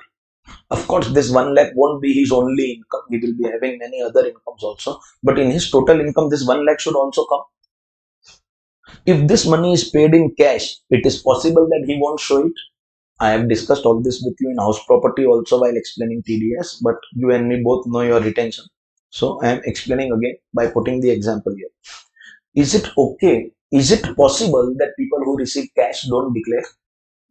But in the modern era, people receiving money in bank account also are not declaring. Journal entry. Bank account debit to P&L account should be the journal entry. No, by showing that he is doing bank account debit to capital account. Not showing this profit. Ideally, then what this becomes? Income. Not credited to P&L because he has written in the capital account and taxable. So we should add. But then, bro, income tax officers cannot come and check every single entry in your passbook. So there were people who are not showing banking receipts also. So for this reason, we have introduced the concept of TDS, that this payer won't release your full amount. Payer is supposed to pay how much? 1 lakh. 1 lakh. But as an example, because 10% is not fixed rate of TDS. Some section it can be 1%, 20 also. Range is from 0.1% to 30% TDS. But most popular rate of TDS is 10%. Or let's talk about 10% also because this applies to us. Professional fees ka TDS is 10%. All the coaching classes that I work with, none of them pay me 100% of my income. They pay, that's a big thing. It is too less, but they pay me only 90% of my income. That 10% that they deduct is not for overacting. That is TDS. So effectively, the coaching class will give me net only 90,000. Let's understand this transaction from the coaching class. Coaching class is payer, professor is paid. Coaching class perspective. Class was supposed to give me how much? But now class has given only because the law told them to give 10,000 less. So class ka reaction is yes! Cash discount. No. This 10,000 they will pay to the government and government will pay me. Correct? Hai? I will go and tell the government, sir, give my 10,000. How will I ask? If I don't have tax liability, I will take refund. And if I have tax liability, which will be on this 1 lakh plus my other income, total income of the year. Against that tax liability, I will subtract 10,000, pay 10 less, assuming that this much you have received in advance. So directly or indirectly, am I going to receive my money? That means payer's expense remains 1 lakh, payer's income remains 1 lakh. Then why do we have TDS? Logic. I spoke about this in house property, but logic. If you want this 10,000, so you will have to declare 1 lakh. You will have to tell the government, sir, on 1 lakh, 10,000 was deducted. So if you offer 1 lakh, automatically that problem will be solved. Correct? But this makes us realize that the whole game of TDS is heavily dependent on one person. Think peacefully. Understand what is the logic of TDS. Why we need TDS? Because if there is no TDS, he won't declare 1 lakh. So government is achieving that by releasing partial amount. Some amount they will retain. But this TDS ka mechanism will function only if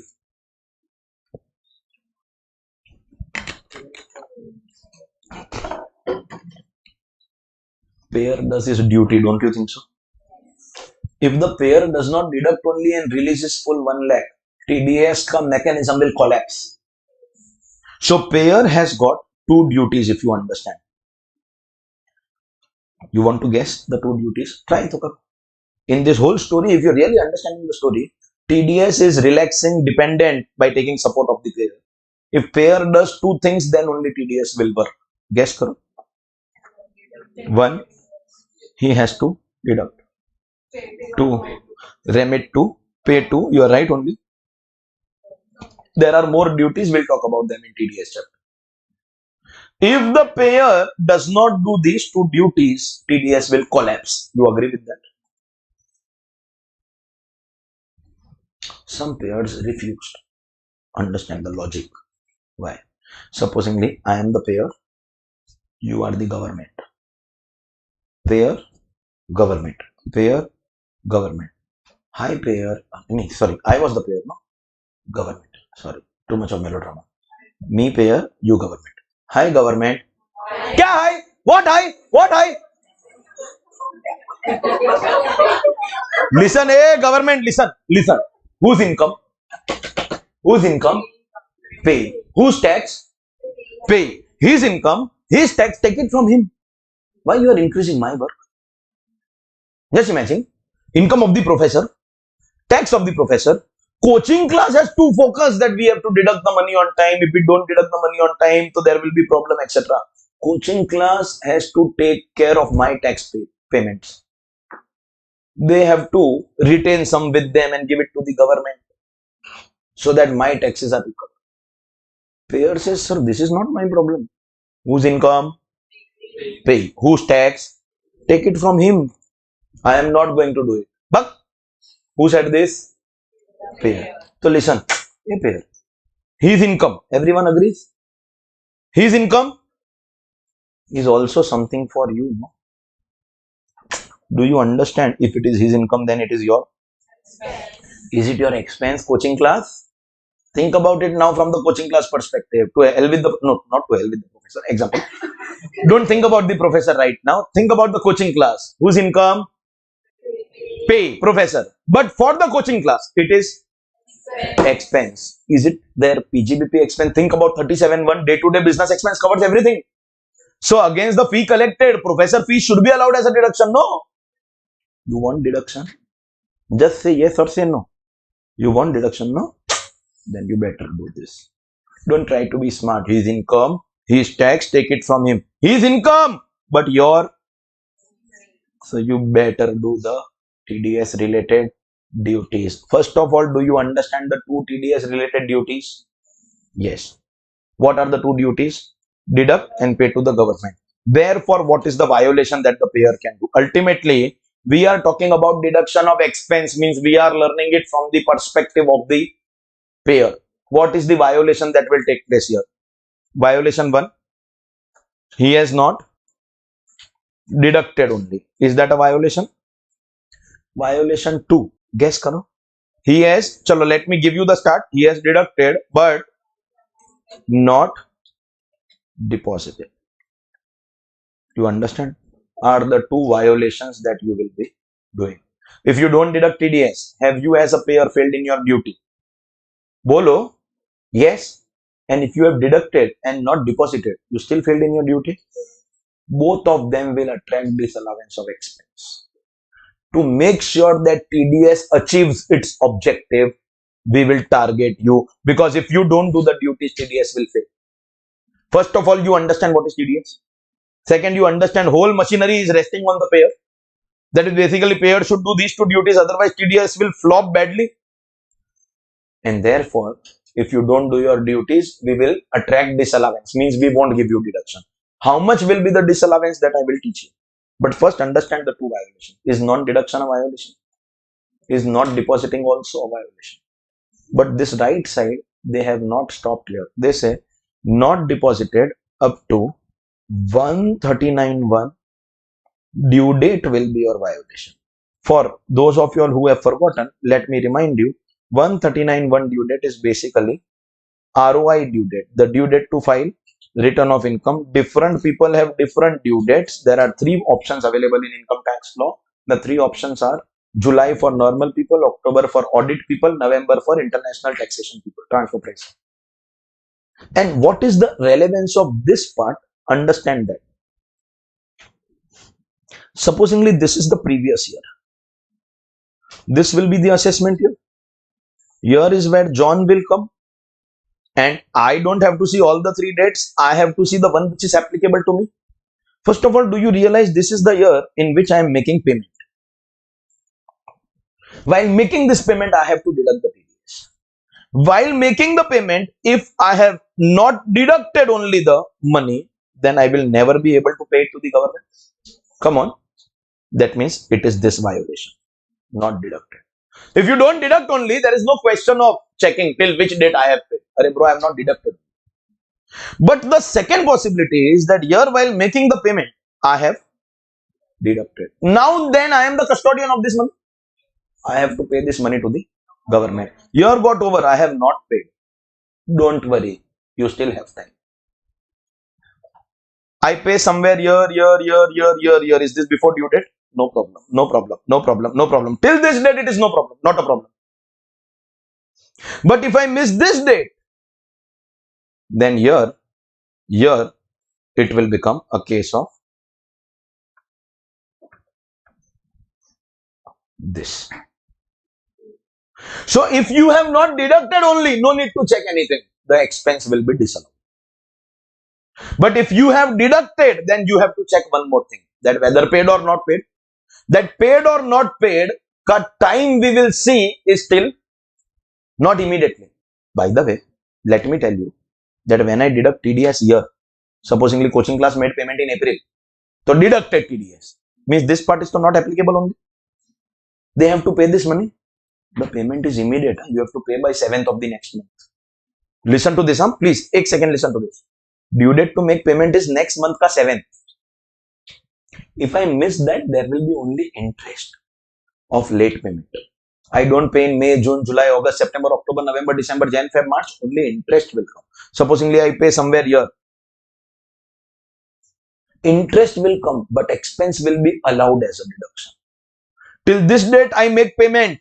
This is John. Interest will come for this much delay, but expense will be allowed. Right now, I am not teaching you due date of paying TDS money. That comes every month. Right now, I am teaching you that expense will be allowed or disallowed. For expense, you don't have to see next month. For expense, you will get time till due date. Means, if I deduct anywhere in this year and I pay up to this date, so the expense will be allowed, and thus the statement that disallowance will come only if not deposited up to this date. If I have deposited up to John, the expense will be allowed. I may have interest because of delay, but the expense will be allowed. First, you have to be very clear in your mind what is the violation. What is the violation? If I have not deducted only, stop there itself. The expense is going to be disallowed. If I have deducted, so don't stop there. Check one more thing, whether I have paid or not. If I have not paid, then right side will apply. If I have paid, I might have missed the monthly due date. That will not trigger disallowance. I will only have interest. But if I miss that due date of return filing, then interest still will come. But I will also have disallowance of expense. So let us complete and conclude our violation. First of all, from start, you know what is TDS? TDS mein the whole machinery is resting on the payer. Payer has to essentially do two duties, that is one, deduct, and second, pay. If he does not deduct, it is violation of first duty. If he deducts but does not remit, it appears like violation of the second duty, but it is not considered as violation immediately. The violation will be triggered only when you miss. Complete this. John, as applicable. That means not deduction is immediate violation, but not payment is a late violation. We will wait for John to get over. Only if this date gets over, we decide whether you are a violator or not a violator, whether there is contravention or no contravention. You understood? So what are the two crimes or two violations? Not deducted or deducted but not paid up to John. Clear? And if there is violation, so last question, what will be quantum of disallowance? Ordinarily, how much should be disallowed? Your expense. but they don't want to punish you fully. They say, we will go and check who is the payee. Means who is the receiver to whom you have made payment. If the payee is resident, for example, resident professor, so we will disallow only 30% of your expense. For example, 1 lakh. You don't deduct TDS. Is that violation? Or you deduct but don't deposit up to due date. Is that violation? Because if we deposit before due date, it's not a violation. Correct, a violation? How much is my expense? 1 lakh. But we disallow only 30,000. And if the payee, that is the CA, professor, was non-resident, we called some foreigner to teach costing FM. So it will be 100%. This will be relatable to house property. In house property, we studied that point. If interest is paid to a non-resident without TDS, fully disallowed, because non-resident, they have to deduct full. Resident, we can manage. So if the receiver is resident, so your disallowance will be 30%. 70 allowed, only 30% disallowed. Of course, then check accounts, add less money. But if it is non-resident, it is rather easy. It will be fully disallowed. So what are the two violations?